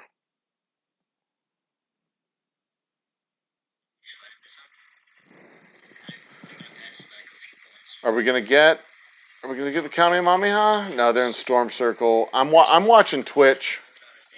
I'm gonna watch Twitch right now. No, what I'm gonna do? I'm gonna go a step better than Twitch. I'm gonna go back to YouTube. See if I can find a Kamehameha Fortnite. There it is. Check this out. Check this. This is fucking hilarious. I saw this for the first time Tuesday morning, and I'm playing it, and I'm just like, this is fucking awesome. Okay. Let's see what this is, right? So that's the thing. Is that a Goku? Is that what Goku is, Bacon? Is that who Goku is? So that's the Nimbus. They're flying around there. Oh, it's the Kamehameha? Not Kamehameha? Check this out. Check it out! That's fucking dope as hell. And what's really cool is you're sitting there just running around being like Fortnite guy, and then like you see the bad guy. Dude, y'all just got to go check out my Twitch streams. Y'all just got to check out the Twitch stream. That's all. I'm still trying on the Twitch stream. I'm still trying to do my 100 to 1, the 100 to 1 challenge where I drop and die first, be the 100th place finisher on a game, and then follow it up in the next game with a first place finish. The problem with the challenge is I'm really bad at the game, so it's really hard for me to finish 100th. I'm so bad. How bad are you, Old Humble Guy? I'm so bad that it's really hard for me to be the worst player in the game. Like, you've got to try. Like, first there's got to be 100 people in the lobby. That's not up to me. That's up to the game. And then with 100 people in the lobby, you've got to find a way to drop and die before anybody else, which isn't as easy as you think it is. It's a little bit harder than you think it might be. And then you got to follow it up with winning. And like I said, I'm really, really, really bad. I haven't won the fucking game since like Friday last week. So, no, that's probably not true. I probably won it on Tuesday. I just wasn't streaming when I did it. Anyway, I'm working on that challenge. I'm trying to finish 100th and first. I'm really bad at the game. And that's kind of what the entertainment value is. I'm sitting there playing like a goddamn bot. I drop in the game and I just get obliterated every time. The problem with Twitch is that I'm bad at Twitch as well. So I don't have like anybody watching my streams. Old Humble Guy is my handle on Twitch. You can find me. Just look up Old Humble. Anyway, I'll probably stream some on the YouTubes next week, maybe. I've got a lot of work to do at the distillery, so I may not be doing a lot of YouTube streams. Your best chance is probably to catch me on the YouTube late night doing a game night. So that's Goku. So yeah, they have the Goku skin. But, you know, I just play with default skins when I play because I'm lame. But yeah, come Kame, and see that's what they yell when you hear the other players doing it. Kame, ha! And what's really cool, this is also cool because they fly up into the air when they do the thing. If you're at a distance and you see them up in the air, you can pick them off with a sniper rifle. That's fucking awesome. It's so absolutely awesome. Anyway, all right, guys. It's 1:15. It is time for me to go to bed. I've got to get up. I've got to work in the morning. I know 6 o'clock rolls around really early for people, but 11 o'clock does too. Um, so I'm gonna have one more closing shot. Oh, that's the end of the bottle. Oh, bye. Bottle's empty. All right, that's the end of the show then. If we're out of whiskey, we're out of show. Guys, I appreciate you joining us for the show. I really do. I appreciate you joining me in the show. Vanessa Kitty went Desert Storm and a C5. Oh, sweet. Cool. USAF Medical. Interesting. Y'all are some of the most interesting fucking people on the planet. I'll say this without any irony whatsoever. I am honored to know y'all. And I really do appreciate y'all being part of the Old Humble community in the virtual world. The people who have joined our list, the additional names on the list of the Wheel of Doom and Glory. Let's get over here. 670. Oh, holy shit! We added 9 subscribers. Holy damn, guys! High five, everybody! High fives around the bend. Hot damn! So we've added Mike. Nick Nepper, Donner Pass, Safety Doc, Easy Street with Jen, 2K Comedy, Goddamn Bacon, Top Shelf Dustin, David Bays, Mike McClure, Bimbo, Barbarella, Heavy Water Triad, Don Scott, Shark Home Brewing, Lazy Nate, Vanessa Kitty, Steve Ernbeck, and Addie Pakal. If you did not hear your name and you should be on the list, let me know. Send me an email. Get me in the comics. These are going to be added to the list. I will probably do a list of names in a comment, a community post coming up soon. All in all, mid-September, like I said, that midweek of September between the 11th and the 15th, we will spin the wheel. Somebody will win this box. Our box of samples. It has our double oak, has our straight whiskey. You see, if in order of succession from lightest to darkest, our straight whiskey, special reserve, double oak rye, and Boomtown bourbon, as well as a fine cigar from the folks. Well, they didn't donate it, so fuck them. I'm not going to tell you who it is. Y'all know who it is. It's initials RP. Look them up. But that's it. That's it. Spiro Agnew was a bad motherfucker, and let's not forget it. And let's keep in mind the Ballad of Spiro Agnew, which was a song by John Denver for some reason. When it comes to current events, because the motivation of the Justice Department will inform us, in large part, how the current events are going to play out. I kind of think, if I were in the business of making predictions, which I am not in the business of making predictions, if I were in the business of making predictions, my prediction would be that the Justice Department's motivation is that the former guy cease and desist all political activity. But they may want to put him in jail. I don't know. I don't know how it's going to play out. I don't know how it's going to play out. I really don't. But it's going to be fascinating to see how the historic times that we're living in play themselves out.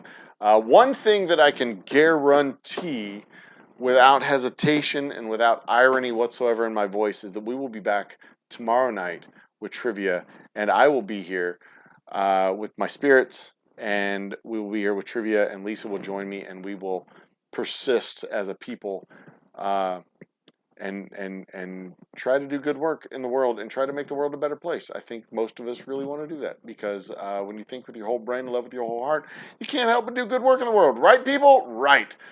Be awesome to each other. Drink better whiskey. And as always, I've been your spirit guide, your sin merchant, and hopefully mildly entertaining. See you tomorrow night, everybody. Love you bunches. Thank you for being part of the show and making this, as always, the best Wednesday ever, ever, ever. Cheers and good night.